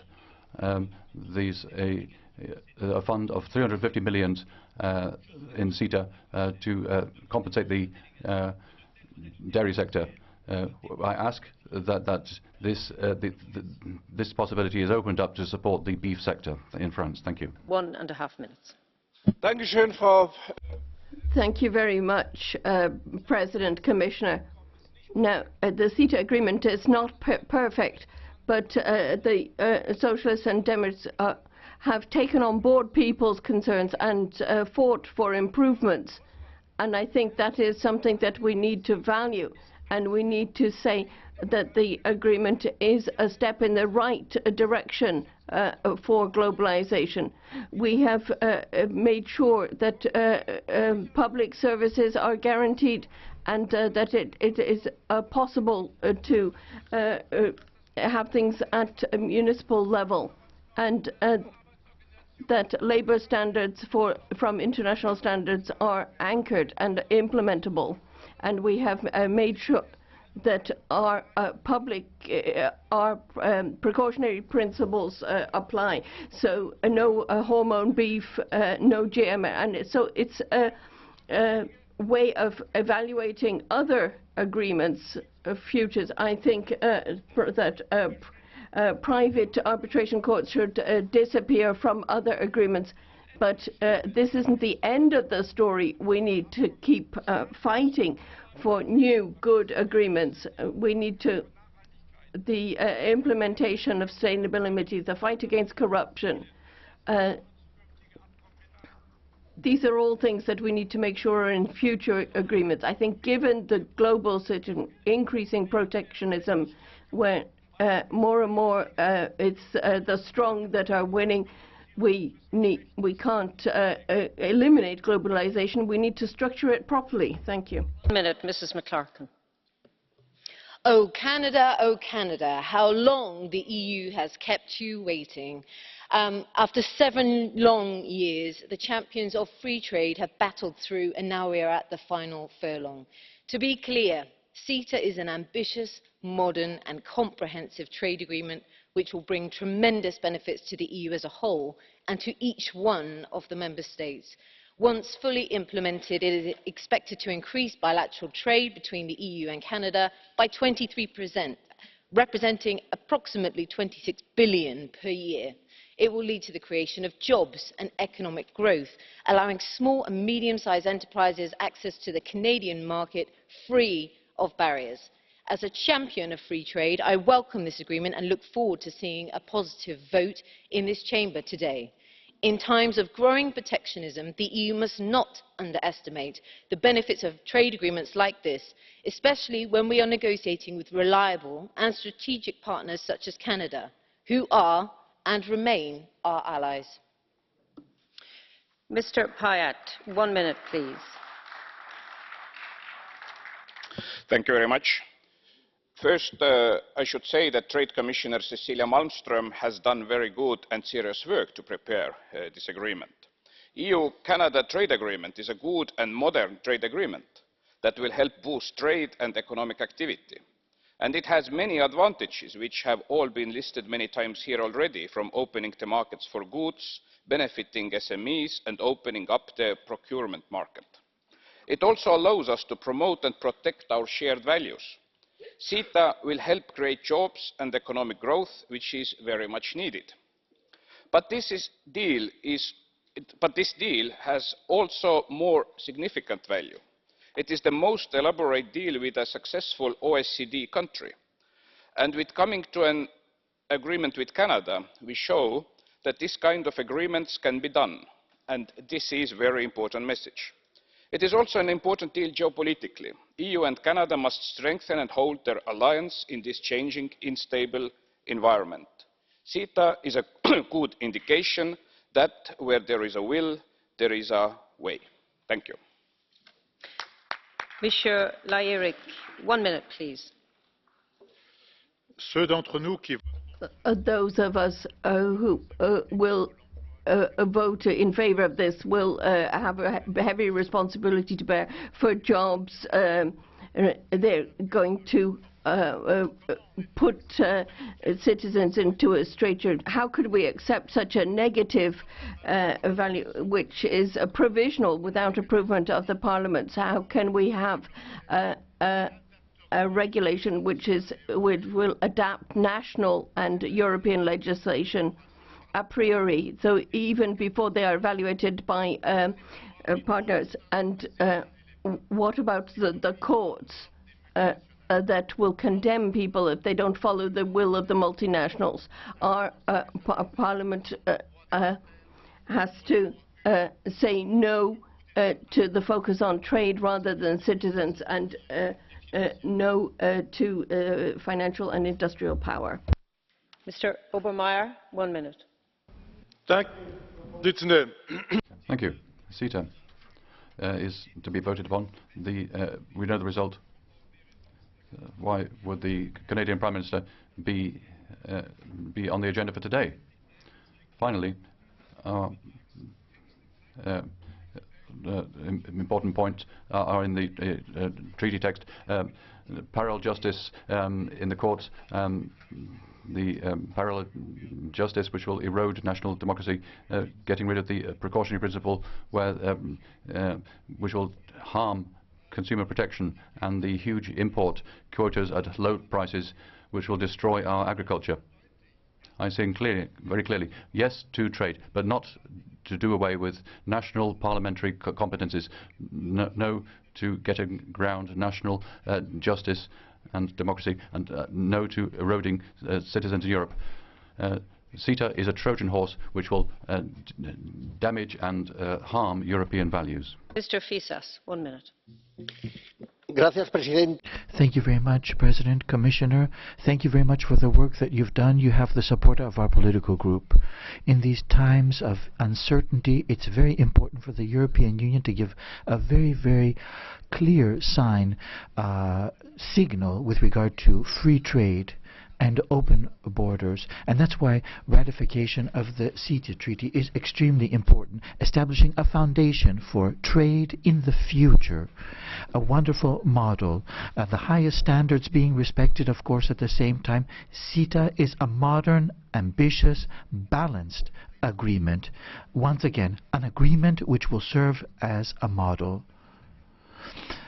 It's very important for us to look at this in terms of growth, in terms of the creation of jobs for Europe, and of course for the supporting of numerous undertakings, large and small, in the European Union. And it is a counterbalance to the policies which Trump seems to have on the table. Thank you.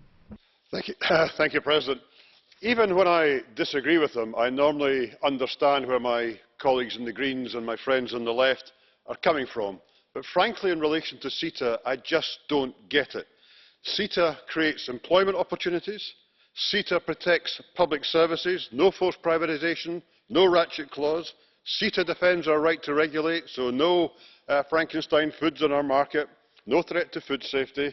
It contains an ambitious labour chapter. It commits our partners to multilateral environment agreements in a time when Trump threatens the Paris Accord, a vital thing. It kills ISDS and replaces it with a modern, fair system of investment protection.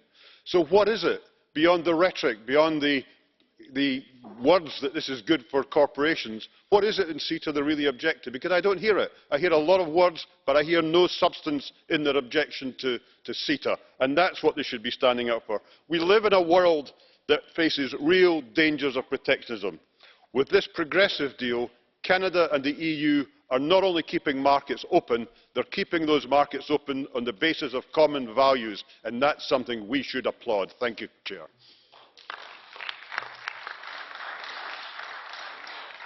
One minute, Mr. Starbatti. Frau Präsidentin! President, I've been listening very carefully to what everybody said this morning, and I've noticed something rather strange. The Greens, Marine Le Pen and GUE all agree with regard to CETA. When Mr. Jadot made his speech, there was hearty applause from the Le Pen group, and that's what we see. And we know that these are people who've always fought against free trade. And then Mr. Jadot attacked Mr. Trump and used the same arguments as Mr. Trump. He's saying, but using his own weapons. And I think we need to be clear about that. Those who are in favour of protection need to think through their arguments. Thank you. Mr. Michel, 1 minute.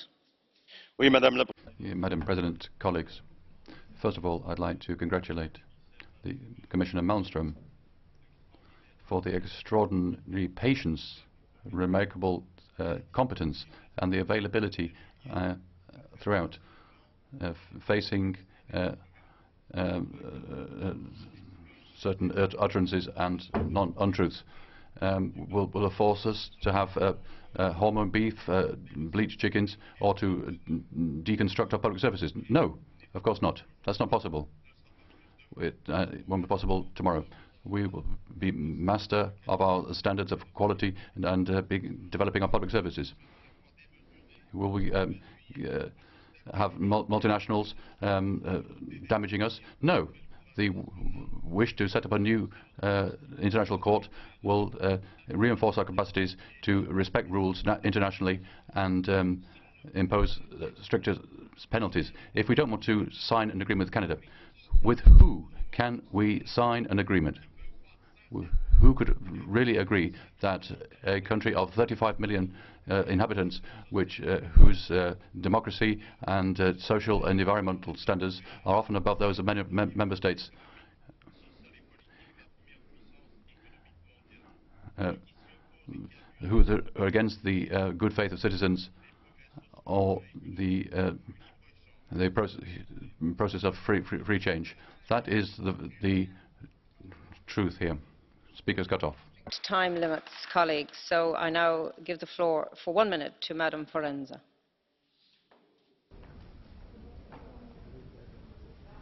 President,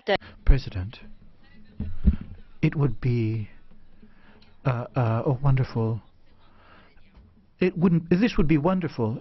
It would be a wonderful fight if it weren't a tragedy. It would be wonderful if CETA was fighting indeed against the protectionism which is proposed by Trump.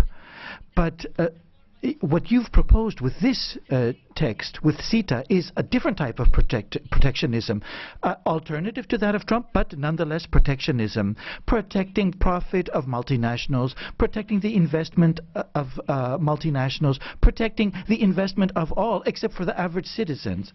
The environment, public health, citizens of Europe, we need protection, we need democracy. So I think we've seen with this that for 230 million will be affected. Jobs will be affected. We already have the onslaught of Trump. Let's not add on to this or compound the problem with a text of this particular nature, with CETA. So let's also not forget what's going on in Canada, that fracking is something which is supported, and that this is something which is within this particular agreement, that different environmentally friendly approaches will not be embraced. What we need is a coalition with citizens. The speaker has been cut off. I hate to say this, but your last words were wasted. And with respect, I did give you extra time. I'm trying to be fair to everybody, and I need to be strict. And just to say to colleagues who've come into the chamber, we have announced earlier that there will be no further blue cards. So that is for the information of colleagues who've joined us. Now, for 1 minute, I give the floor to Mr. Chiku. Thank you. Thank you, President. Colleagues, I feel that the way, a responsible and serious way to deal with this is that, well, today we're discussing a good free trade agreement. We're also discussing the prospects of the future of free trade in Europe, a Europe which is a point of reference, a model. We're helping people understand that there are ways to move forward in an effective fashion to meet the various challenges that exist before us. Free trade offers us the opportunity to open markets, to open French markets, Italian markets, Spanish markets, all markets, to numerous opportunities. The IMF has said that, well, quite clearly, 90% of free trade is taking place outside of Europe, so we have to move forward on this particular front, indeed. We have to also support our small undertakings, SMEs. They can benefit this. It's important for them to reap the benefits of an agreement of this nature. And let me remind you that time is of the essence, and we see this all the more so in Italy with the numerous problems that we confront. Thank you. 1.5 minutes. Mr. Fleckenstein. Frau Präsidentin. President, colleagues, with all the different opinions on CETA, I think we should also consider positive aspects. We should think about the strategic partnership agreement as well. I think that's more important than ever. Bilateral cooperation in external policy, safety, security, the fight against criminality, economic cooperation and tourism. There will be a joint cooperation committee, and that is something that we very much welcome. We're talking here about shared values, freedom, democracy, the rule of law, and clear common positions against exclusion and for equal rights. I do not get the impression that these are values which are multiplying at the moment, and so for that reason it is more important than ever that we work together with friends who share these values with us.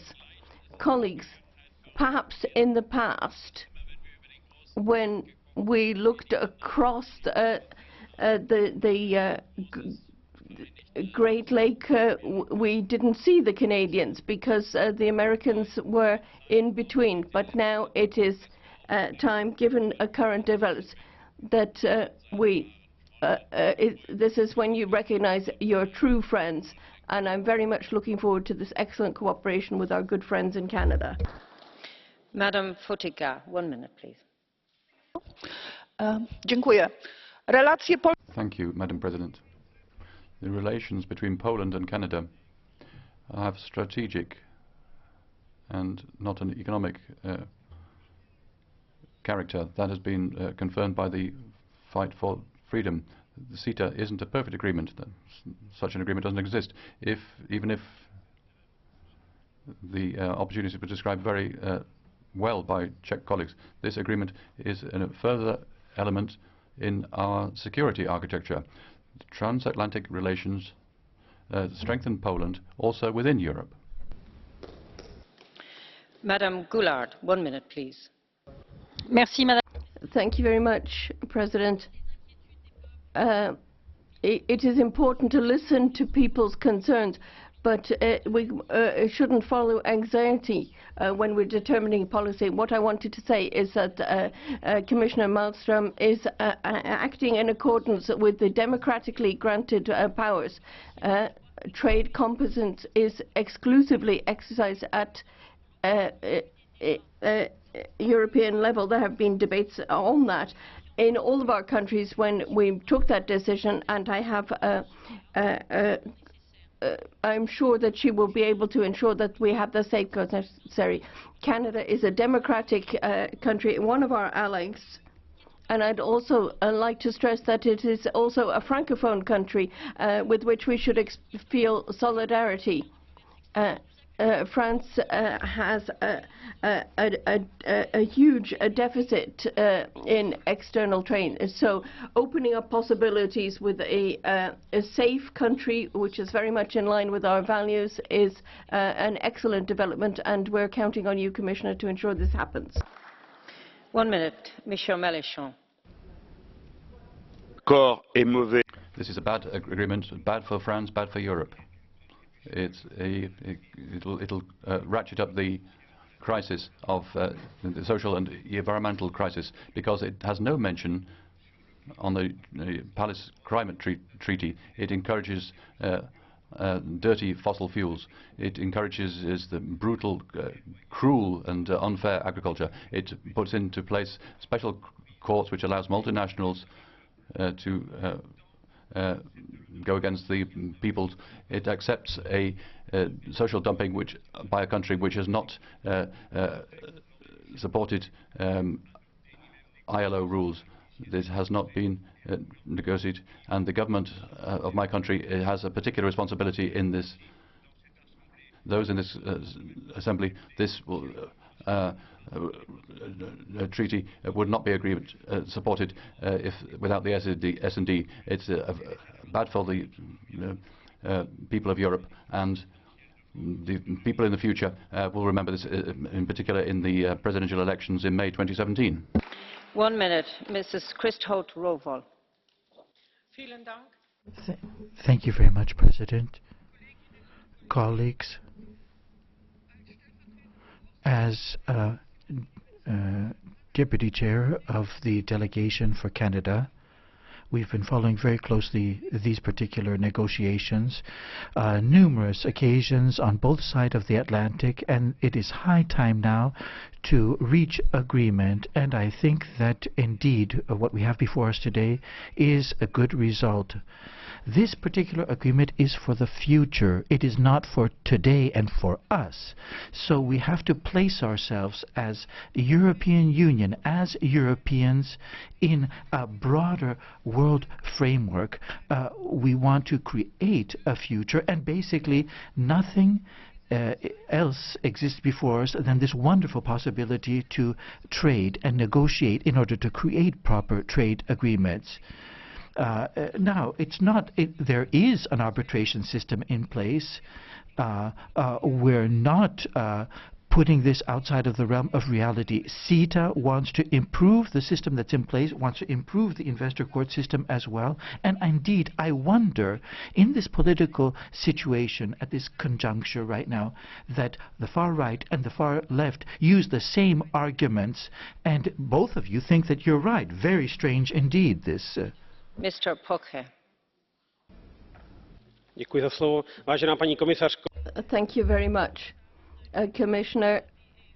The EU and Canada have had good relations for over 40 years, and these need to be deepened, not only in the area of trade, but also in the area of security, environmental protection, and the CETA agreement is making a major contribution for both sides. And Canada also has relations to the US and the Commonwealth.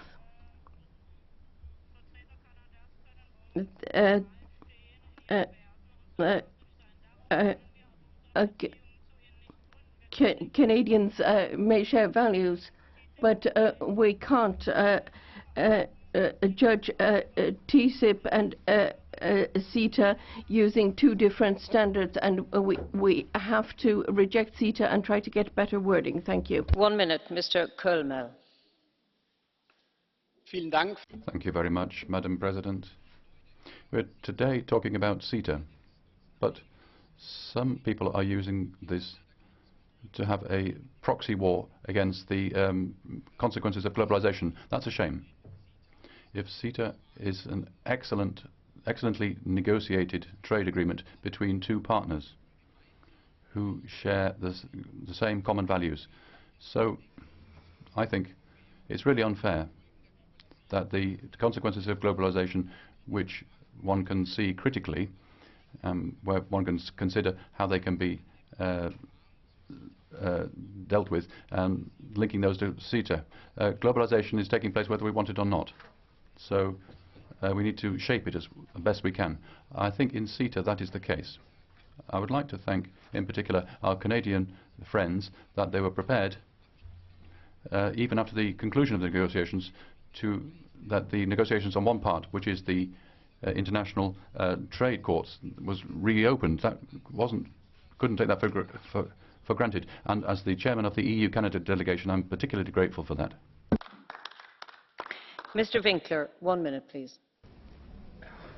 Thank you very much, distinguished colleagues. Commissioner, we need to protect European industries and European farmers, and we need to support and protect our SMEs, startups and exporters.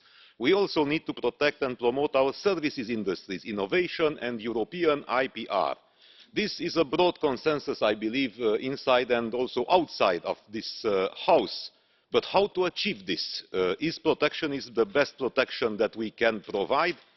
History of global economy and trade in the last 100 years teaches us that protectionism is a poor tool. The costs of protectionist measures always turned out to be higher than the short-term gain of such measures. The best we can do for European industries, for SMEs and farmers, is the active promotion of their interest.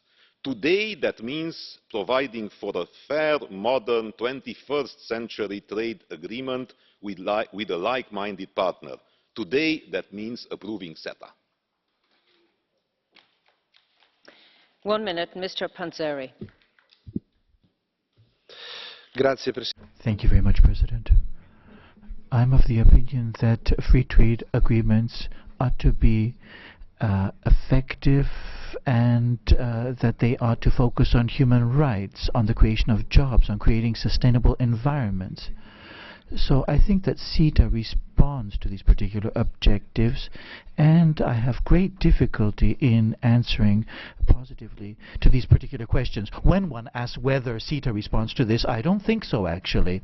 So I think what we need is to establish a reference point as far as agreements go for the future generation. It ought to be a model. And indeed, CETA is on the right path, but all of these particular criteria that I mentioned earlier on, I feel have not been met. Of course, opening markets, deregulation is something that has to be done in a very measured fashion as well. We have to look at things in a totally different fashion, and indeed, it is in this particular spirit that we will vote. Thank you. Mr. Nicholson, 1 minute. Thank you very much, Madam President. Commissioner, CETA has been many years in the making, and we are now at the final stage. Canada is a country very similar to ourselves. If we cannot do a trade deal with Canada, who can we do a trade deal with?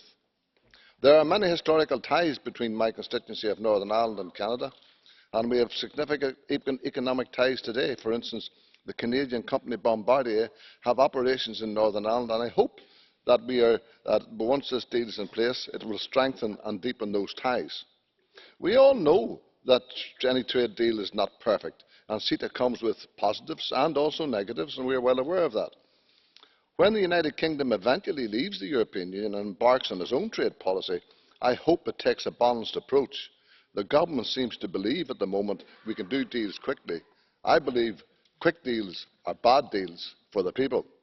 Throughout discussions on CETA, TTIP and Mercosur, I have repeatedly made the point that the European Union must not use agriculture as a bargaining chip, and I will continue to make that case as the United Kingdom embarks on its own bilateral trading relationships. Thank you. Madam Saifi, 1 minute. CETA is an interesting and balanced agreement.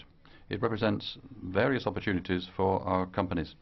We have heard the concerns of citizens, and that's why we will keep close tabs on the implementation of the agreement if it's ratified. The Commission must respect its commitments and statements. Safeguard clauses should be triggered immediately if there are difficulties in a sector, and that's why we need to have particular attention focused on the agricultural sector.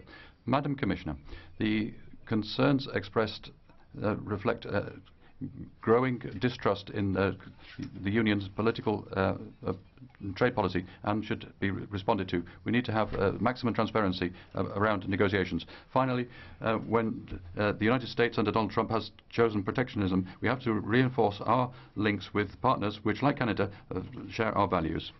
And that, I regret that Mrs. Le Pen she has forgotten that she was not there and she didn't vote herself on the day of that particular vote. Thank you. Mr. Kofod, 1 minute.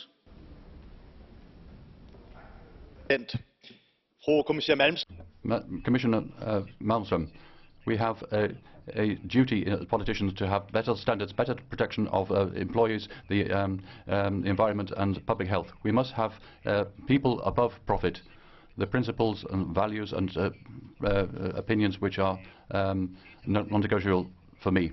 In CETA, we have have these guarantees and these values directly in a trade agreement. Together with Canada, we're opening a new chapter for fair and sustainable trade.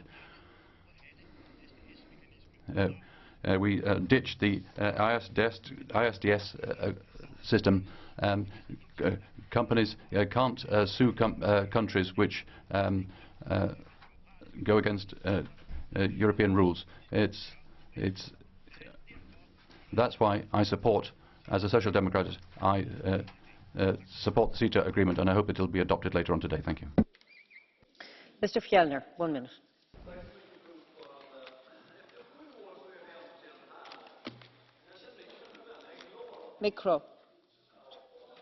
Microphone. Tack för ordförande. Efter 7 år så är vi äntligen. Thank you. Following 7 years, we've finally arrived, but I have mixed feelings. I'm very pleased but I've seen so many extremes here. And there's so much energy is being put into trying to stop the agreement. We're hearing all sorts of lies. People are trying to take this as a hostage to promote their own agendas. And we see that here. We see that people want to draw borders, but that the extremes are coming together. It's a good agreement, and new jobs will be created in all of the companies which export to Canada. It's not just a question of Canada, it's also a question of our international credibility. If we succeed in achieving the agreement, if we don't succeed, then we will have lost our chance to structure things. Rodriguez Pinero.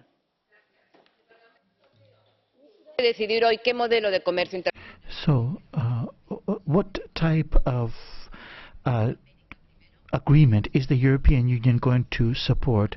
Is it going to be, it won't be a Trump-type agreement, of course. It won't be, we have to establish our own system of rules for globalization.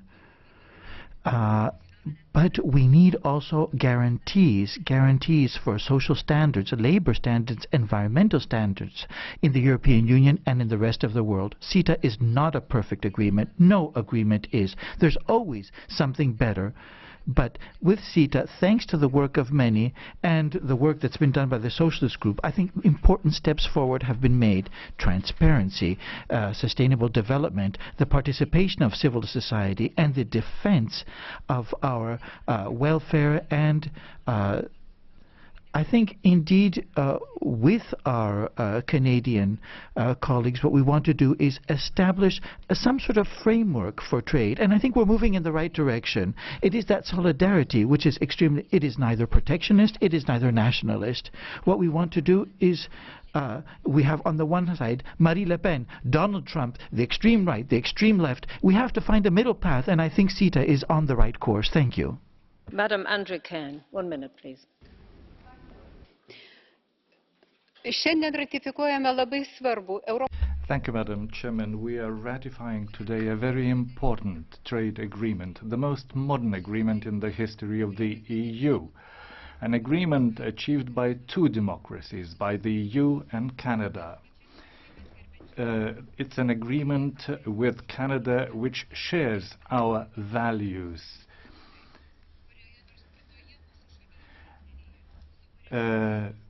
Canada respects animal rights.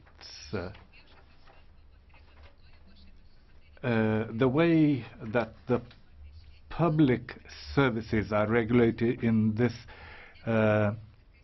agreement has no grounds. I think that the benefits of this agreement will soon be felt after it comes into force, just like in the case of EU-South Korea agreement. Thank you. Arena, 1 minute. Madame la Commissaire, Commissioner, colleagues, the caricature which says that there are only two schools of international trade: the protectionist school, which was put forward by the populists, and the ultra-liberalist school, which is supported by a broad majority in the Parliament, is simply unacceptable. I think that this bipolar approach is suicidal. Europe can do better. Europe deserves better. When everyone is asking questions about the future, when people have no confidence in the political system or the economic system, we in this House signed an agreement, are going to vote for a business-as-usual agreement, an agreement that gives more rights to multinationals, which undermines public services, farmers, SMEs, the countries which don't export, an agreement which places investor rights above social and labour rights. It's not a social agreement, it's an old-fashioned agreement, and that's why I'll be voting against it. 1 minute, Mrs. Redding. Dear colleagues, we hear everything and its opposite on CETA. I would like to come back to the facts for a moment. Voting for CETA is guaranteeing reciprocity, supporting our SMEs, promoting quality products, protecting consumers, and defending artists. Against it is continuing with private justice and refusing international standards, high standards in terms of social, environment and agro-food. Voting for CETA is fixing the reference for future international trade agreements. It's regulating globalization in line with our values and interests. Voting against, that is consenting to a lack of reciprocity and the absence of rules. Voting for CETA, it is protecting and sharing values and shoring up standards, creating jobs. That's the reason why I will vote for CETA, for affirm the leadership of Europe, for an agreement which is in the interest of citizens and the interest of companies, and which shores up our values and our democratic system. Mr. Caputo, 1 minute. Thank you very much, President. The contrast of the different standards. Of course, here there has not been any this has been left as innegotiable. In other words, we maintain our standards.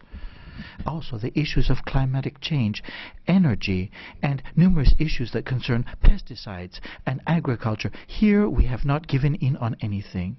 So I think the risk of GMO products entering into Europe, here we've done whatever we could do. But of course, GI as well, geographic indication, very important as well. We have 104 European geographic indications which are protected within the framework of this particular treaty. But let us protect these further. We have to keep this in mind, the protection of goods, of products which are specific to a particular region of Europe. And furthermore, I think improvements ought to be made as far as protection for consumers and protection for the environment as well. So I feel that there are numerous different shortcomings to this particular agreement, and thus I will vote against it. Thank you. Mr. Salafranca, 1 minute. President, Commissioner, this agreement with Canada comes at a very, very particular moment on our calendar, and that is because of the collapse of the agreement with the United States. Let's not forget that the United States is the major exporter of products, services, a major importer of our products and services as well. Now, contrary to what has been said, this particular agreement is a step in the right direction. It is balanced to the benefit of our citizens, creating prosperity, welfare, jobs above all. And I would like to congratulate the Commission. I'd like to congratulate them for the negotiations that have been conducted. And of course, it would have been better if it didn't take place in 7 years, but much less. But nonetheless, the moment has come for us to seal and stamp this particular agreement. and it would be best if all of this takes place before the end of the Juncker term, and not only with Canada, but also with Japan, New Zealand, Australia, and a number of other very important countries and regions. Similar such accords have to be agreed upon. Thank you. Pereira. Senhora Presidente, Senhora Comissária. President, Commissioner, the trade agreement with Canada is of strategic importance for the EU, particularly after Trump, and it is the necessary response to the dangerous illusions of protectionism and isolation. And it's also a good agreement. It's a balanced agreement in economic terms. It eliminates customs duties and makes possible access to markets. And it's a good reference for international trade. It's a progressive agreement for globalization, which is more regulated. And we have listened to citizens. And the agreement respects the values that the EU has on the environment and social protection, and our right to public services. And the private arbitration system was replaced by a new public arbitration system. And because the agreement has been improved, the final version is something that the Parliament should vote in favour of. Mr. Scheinfeld, 1 minute. Dziękuję, Pani Przewodnicząca. Niektórzy tu mówią cynicznie do nas, do zwolenników CETA. Pokazujecie Państwo, jak bronicie obywateli Europy. To ja na to powiem, pokazujecie Państwo. Some of you have been very cynical about this, but we see how you're defending Europe. You're showing how cynical you are and how you're lying to European citizens. You're lying. You're telling things that simply aren't true. You're saying that you're against CETA because it's not good for citizens, but we're saying that we are afraid. CETA is creating a bridge across the Atlantic, and it ties together friends who are fighting for a better future, protection for democracy, protection for worker rights, and environmental protection. And that's what we're talking about when we're talking about CETA. And these are the values that you say you want to defend, but you're against CETA, but you really need to decide. 1 minute, Mr. Morel. Merci, Madame. Thank you, President. The more we make progress in this debate on CETA, the more I have the impression that what we're talking about is an agreement from the old world, because in contrast to many colleagues, I believe that CETA is not a model for the future. First of all, it ignores all the major successes of multilateral diplomacy of the last few years, COP21 on climate, the G20 agreement on tax evasion. There's no mention of these agreements. And then, above all, when it comes to the major challenge today, which is climate change, increasing inequality in the world, and democratic failures, CETA only gives us answers from the past, which is more and more liberalisation, fewer public services, more and more competition, more and more power for multinationals. And I don't think that's the path that we should be going down. And I'd pick up the formula used by a colleague just now. Europe deserves better. And frankly, colleagues, those who say today that it's either Trump or Marine Le Pen on the one hand or CETA on the other, well, I think that's a caricature of the debate. I think Europe deserves more. It can achieve more. Unfortunately, we have fantastic support, mobilisation of civil society, resistance from some governments, and so I think we can move forward and we can think up a different sort of trade policy for the future. Thank you. Mr. Ruas, 1 minute, please. President, Commissioner, this was started this trade agreement in 2009 and was concluded in 2014. We think it's fairly complete, modern, transparent, and it does look to the future. We believe that from now on it will bring benefits for companies, for workers, and for consumers.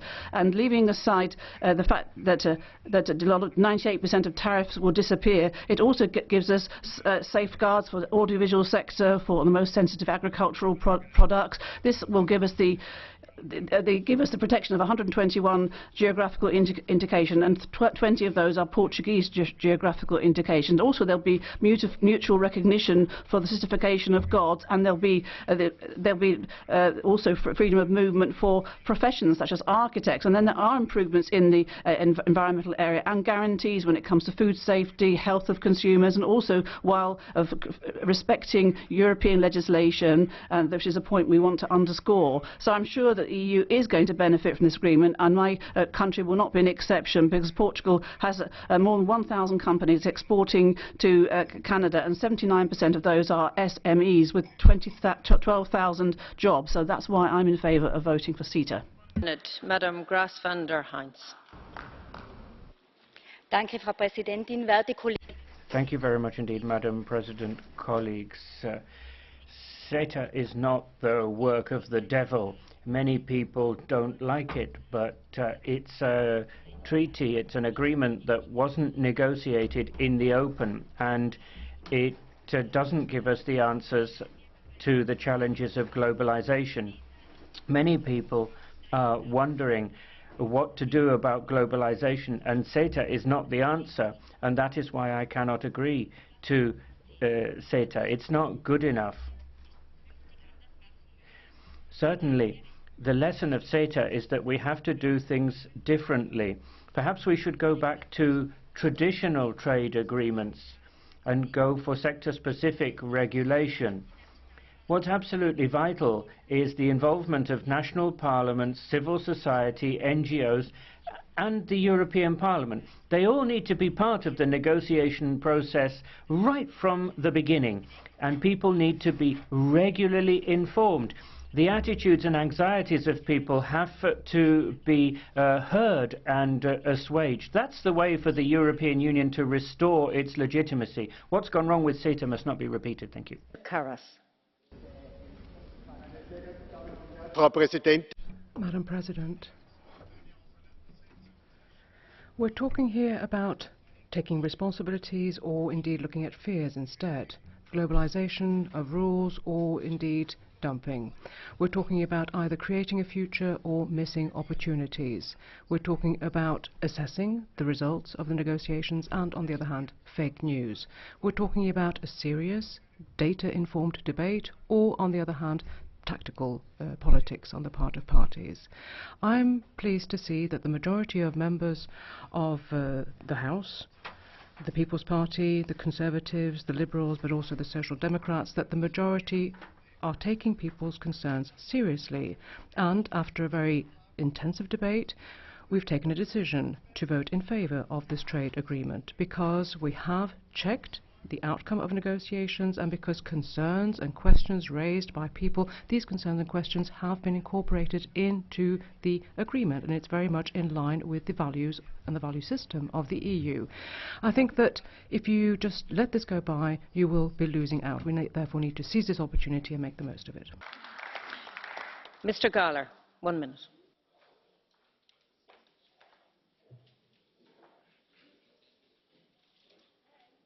We will move to our next speaker, Mr. Kovachev. 1 minute, please. Thank you, Madam President. CETA serves the interests of European citizens and business. It means new jobs, more employment and growth without infringing on standards, whether human rights or others, despite what others have told us. My country, depends on exports up to 80% of its GDP. It needs export markets, and that is why my country, as well as the entire Union, stand to benefit from this agreement. From visa-free travel to qualifications recognition to access to employment, lower exports costs, public procurement, you name it. This agreement is not to the detriment of SMEs. It is to their benefit. Big guys can manage on their own. For months now, we have been deluged with all kinds of apocalypse stories. The agreement would result in flooding the European economy with cheap, low-quality goods. It is much easier to be populist, but it is rather more responsible to tell the truth. Thank you. Mr. Kalem, 1 minute. Thank you very much. The EU was founded 6 years ago on the principles of four freedom. Our rapporteur Pabriks told us today that it is a choice about the EU's future, openness, or protective and angry closing into ourselves. Also, Pope Francis told the European Parliament some years ago about his impression of a weary and aging Europe, which now reminds a grandmother, hesitant, defensive, but now also believing in political horror stories. Only opening up has brought success and well-being to the citizens of Europe. CETA, therefore, constitutes a key means to rejuvenate EU's dynamics, because every additional billion of EU exports supports 14,000 jobs in Europe. It is in fact a crucial test of the EU's credibility, self-respect and reaffirmation of our founding principles of four freedoms. Commissioner Malmström, tack så mycket for your dedication, faith and persistence.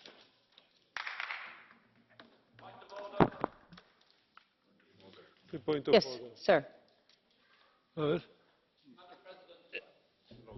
Is it in order for members to absent themselves from the debate and leave big placards rather than actually take part in the debate?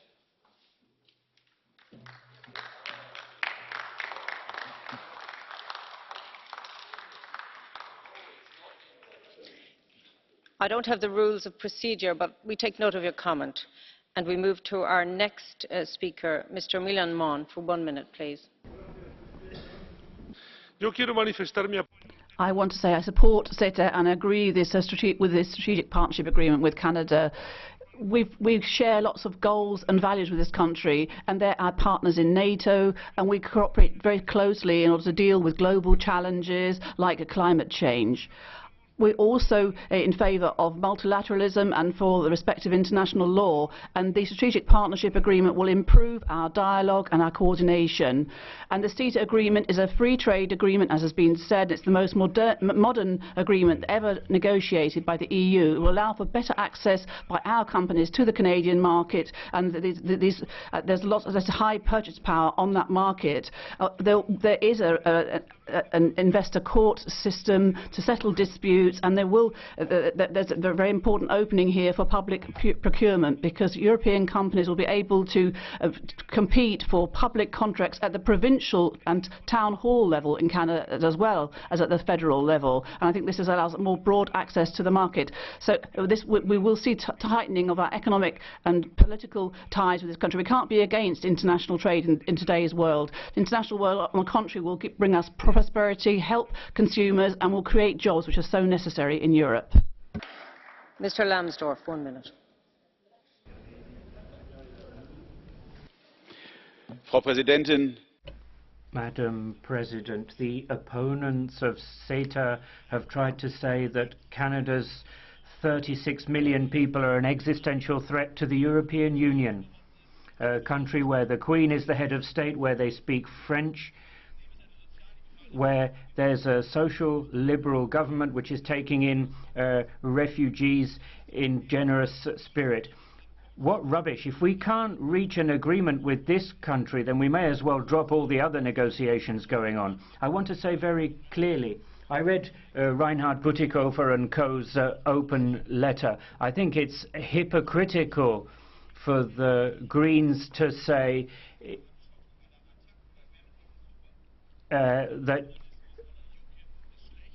right-wing nationalism a la UKIP is bad, left-wing nationalism a la Mélenchon is good.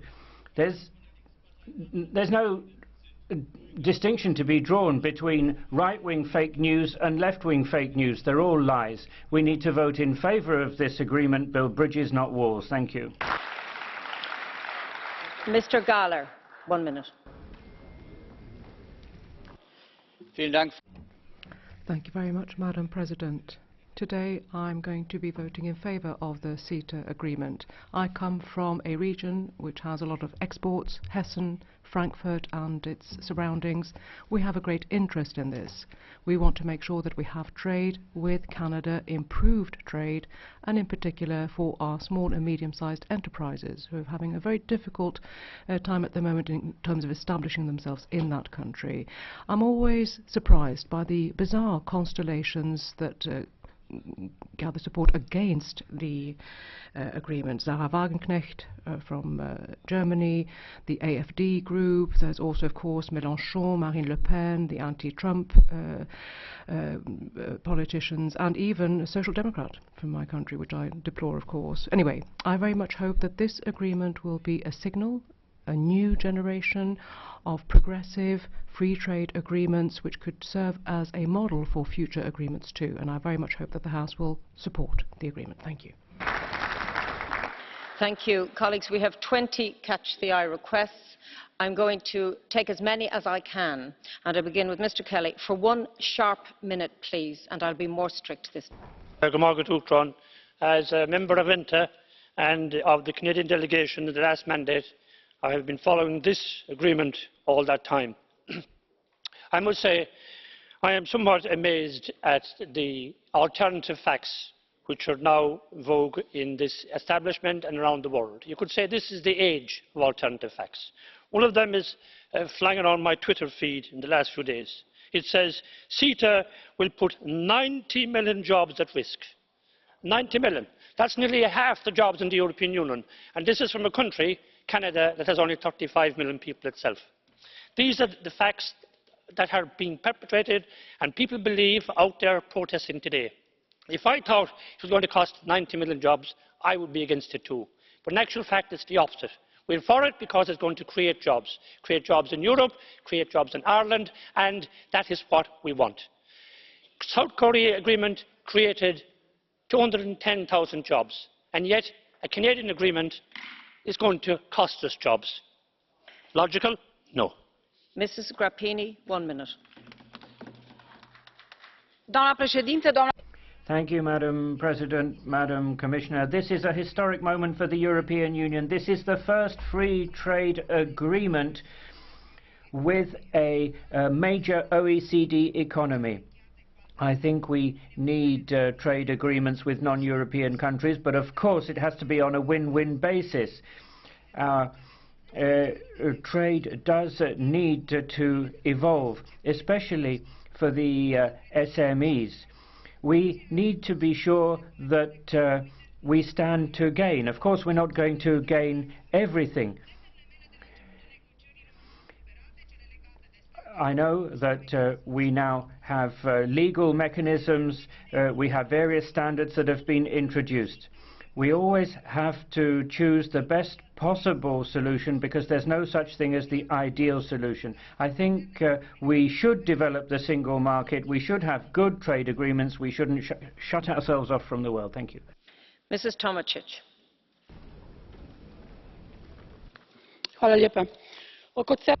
Thank you very much. There is a lot of dust raised around CETA, and leftist parties and NGOs have linked this to TTIP on purpose in order to confuse the general public. CETA is much more transparent and benevolent agreement which opens a rich market for European countries towards a country that presents no threat to Europe. There is no worst case to black scenario. There will be certain problems, but we also have problems in the EU among member states. But these problems we solve with new agreements. And with Canada, we can also deal with this with a dispute settlement system. So, dear colleagues, if we cannot conclude this agreement with a country like Canada, who can we conclude agreements with? Free trade agreement is an opportunity for both sides. For Croatia, it is an opportunity to link ourselves with the expatriate community in Canada, and I do hope we will seize this opportunity. Mrs. Bilbao.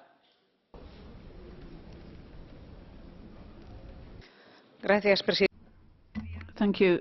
President, thank you, Commissioner, thank you, and thank the team for the fantastic work. We're going to vote in favour of CETA because we're going to support CETA because it does help SMEs, and they're the main creators of work and jobs in the EU. It opens up new exchange opportunities in sectors where we are world leaders in technology and quality, also when it comes to primary production of high quality.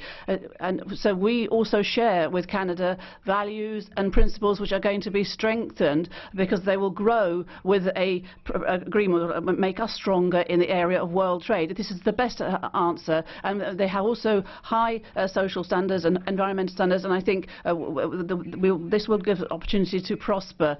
The team here in the Commission has shown knowledge, skill, ability to work on moving a negotiating process which has become very rigid, and they've overcome this lockdown. I think the opportunities for this court are much better than just saying a flat no.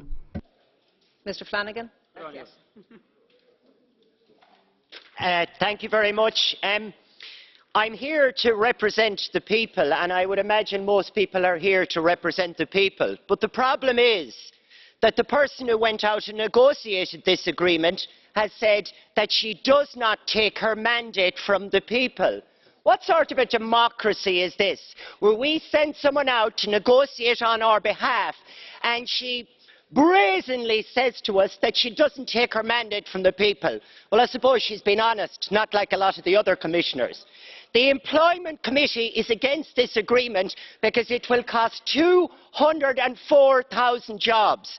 And if MEP Kelly thinks this is an alternative fact, let him go into the Employment Committee and call them liars. The great irony, though, is that the man who casts doubt on this unemployment that will be occurring actually comes from a party who has a leader who is openly a liar, and I can say that because it's official. Thank you. 1 minute, Madam Hautala. Commissioner, I would vote in favour of CETA if I could judge that the balance of interests is correct. But I don't think so. I think it weighs heavily on the side of enterprises and investors. But having said this, I look very much forward to working with you on the new trade agreements where this balance will be set right, and I welcome your suggestion on a broad consultation on how to embed sustainable development in a legally binding way into the treaties. And I also believe that the European Parliament has to support you when you call for the Council to publish in the future the negotiation mandates at an early stage, because that will be the right way to proceed from now on. So at this moment we are dealing with the CETA agreement, and let me say that even if Canada is a very nice country and Trudeau is a very nice guy, but some Canadian mining companies are not best known for their responsibility and accountability, and this may be felt even in my country, in Finland. Mr. Castaldo. Grazie, Presidente. Thank you, President. Well, it's carnival now, but some people keep their masks on the whole year. They're saying that CETA is just a normal trade agreement with Canada based on common values, and they're saying it's a milestone in sustainable trade. Take off the mask and speak the truth about the fact the ISDS is being abolished. It isn't. You're saying that this arbitration court is going to be more democratic. It's not. And the rights of the people will be trampled underfoot in order to protect corporations. And also we will see a lowering of our standards on our environmental standards, and you will be selling off our public services in the water area. We think that you sold yourselves. We in the Five-Star Movement are those in favour of defending the interests of all against the profit of a few, and there are now 3 million signatures from European people. So we say no to this Trojan horse and no to CETA. We have the people behind us. Thank you. That completes the speakers list, and we've had over 80 contributions in this debate, Commissioner, and I now invite you to respond. Thank you. Very much, Madam President, honourable members of this House. It has indeed been a very long and interesting debate. We are here discussing a trade agreement. Trade has made the European Union the biggest economy of the world. It has benefited to the prosperity and welfare of Europeans. Trade outside with other countries outside the European Union has created millions of jobs, 31 million in the export sectors and many, many millions in the import sectors. Countries are queuing up to do trade agreements with us, but they are of course looking very carefully at what is going to happen today, whether we are a reliable partner or not. Trade globally has lifted millions and millions of people out of poverty. So trade is a good thing.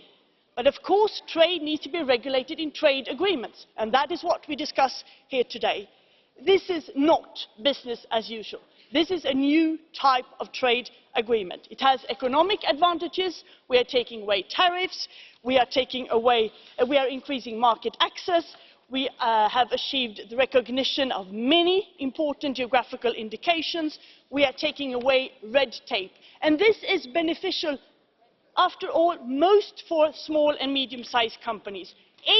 80% of the 70,000 companies who today export to Canada are SMEs.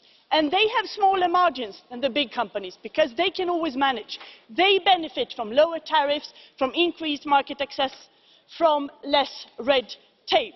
And we are taking away tariffs, for instance, in textiles, 18%, shoes, up to 18% as well, machinery, 9%. These are not small sums for small companies, and also many of them are involved in exporting geographical indications. And we know that trade works. The trade agreement with South Korea has increased export with impressive figures and created many jobs. This is also an agreement about values, about the right of governments to regulate, about maintaining our high standards, about labour rights, about environmental rights, about sustainable development, about reforming the old ISDS system. Because it wasn't invented in CETA, it has existed since 1959. It was invented in Germany. All countries except Ireland has ISDS clauses. We have made them more democratic, more transparent, and introducing a more ethical system to that. And you, here in the European Parliament, have been very active in that transformation. Commissioner, on the beef issue, I would like to address... Commissioner Malmström. M'adresser aux collègues français qui m'ont... I would like to also address some comments to French colleagues who have sent me a letter on some concerns. No.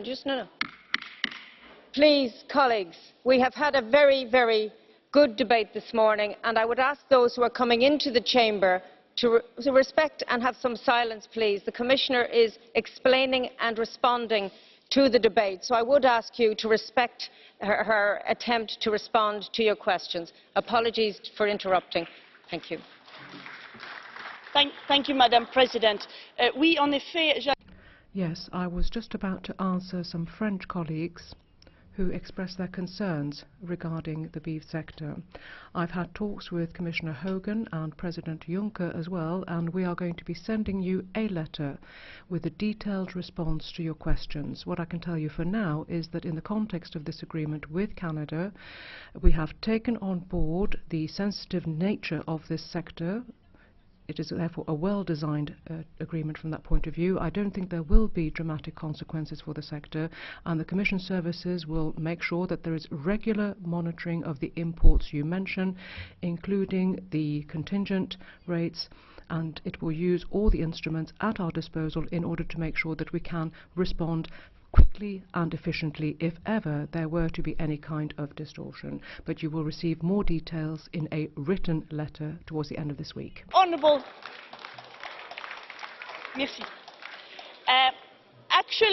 members of this House, many of you for years have been calling for trade agreements who include sustainable development, human rights, labour rights, environment, climate, animal rights. All this is in. All this is in this unique agreement. But it does not include anything to force any municipality or country or region to do privatisation. It will not lower standards. It will not bribe the governments for regulating in the interest of the citizens. Things that are forbidden on the European market today will remain forbidden. And the Joint Committee will not change anything in our legislation. That is for the EU institutions, including you, to do that. We do this agreement with Canada, And I would like to salute the presence of the Minister of Trade, Monsieur Champagne, who is in the tribune here today.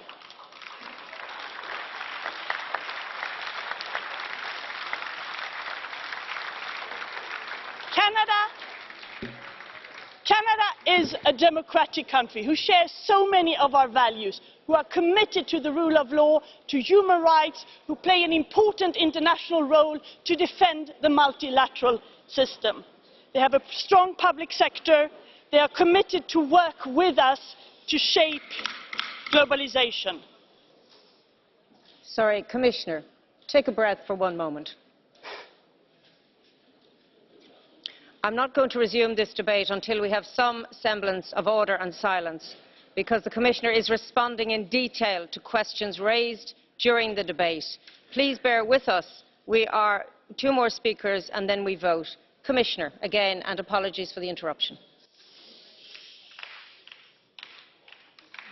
Yes, and Canada is committed to work with us in the framework of CETA and in the framework of our partnership agreement to work on all these issues that you have mentioned. Shaping globalization to set strong international rules, faithfully respecting the mandate given to us in the Commission by the Member States and expressed in the resolution of this Parliament. 28 governments have signed this agreement, and it has been done in transparency. The CETA text has been public since September 2014. The old ISCS reform has been public for a year. The original version has been online for 2.5 years. There has been 12 meetings on this with the European Parliament, 9 meetings with the INTA committee, 3 workshops, 2 EP delegations, and I can go on. It has not been negotiated in secret. You will be involved in the implementation of all this, honourable members. And we will work with you in order to make sure that we reform and look at how we can become better in the implementation of the Sustainable Development chapter. I do respect, and that is perfectly normal, that there are different views on this. You can be in favour and you can be against. Yes, colleagues, once again, I don't want to name names who are speaking in the aisles. Would you please respect Commissioner Malmström and give her some attention? Again, and strength to your voice, Commissioner. I'm soon be done. So I respect that there will be people voting in favour and against. But calling a trade agreement with Canada a coup d'etat is frankly going too far.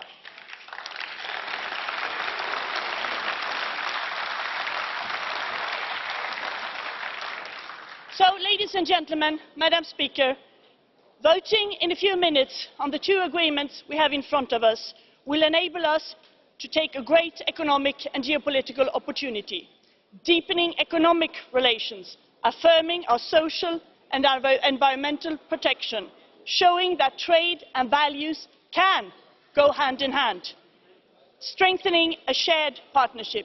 I hope that you will vote in favour of these 2 agreements that will send a strong signal to our friends in Canada, but also to the rest of the world. Thank you very much.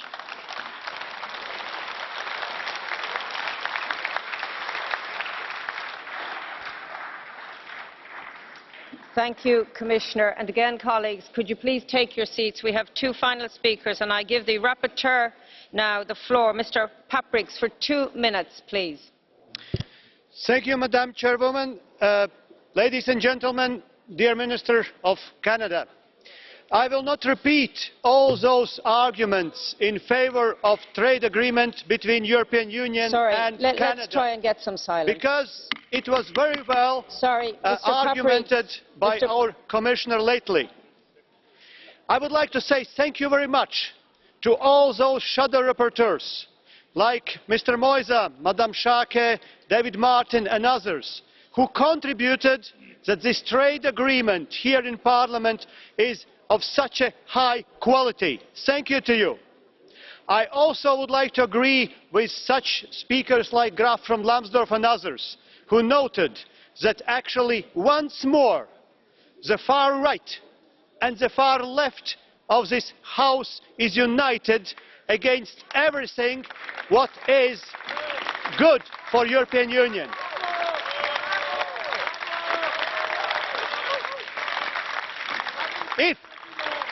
If somebody is taking away the jobs, if somebody is taking away the wealth of people of Europe, if somebody is greasing the fundament of European nation states, then turn to these radicals on both sides.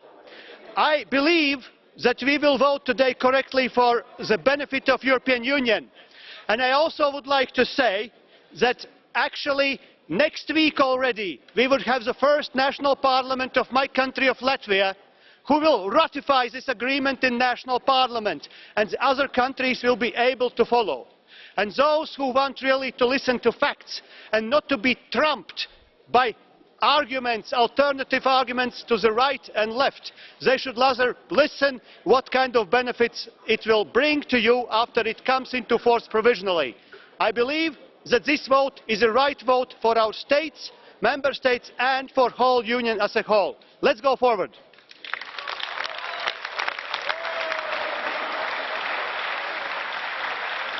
I now give the floor for 2 minutes to Mr. Tannock for 2 minutes.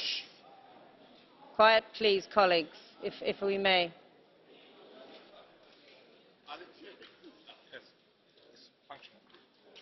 Yeah.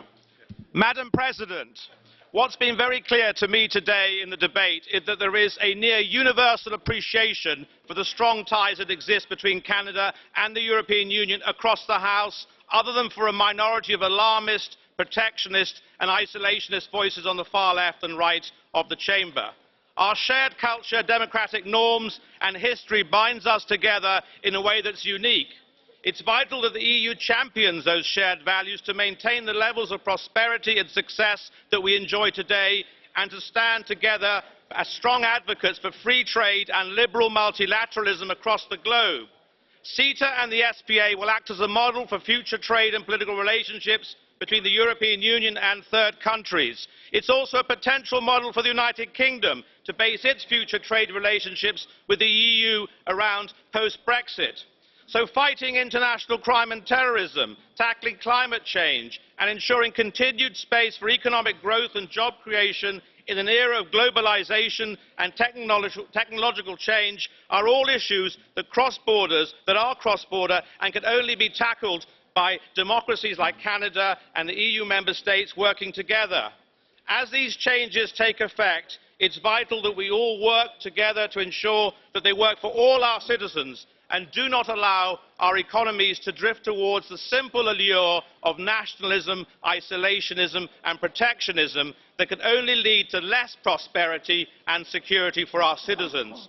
It's taken many years to reach today to conclude these deals, but as we are now finally moving in this House to ratify the SPA and CETA, it's clear that this time and effort has been very well worthwhile. Thank you. Thank you, colleagues. That closes our joint debate. I want to thank the Commissioner and you also for your cooperation in this lengthy and important debate, which is now closed, and we will move to the votes. Thank you.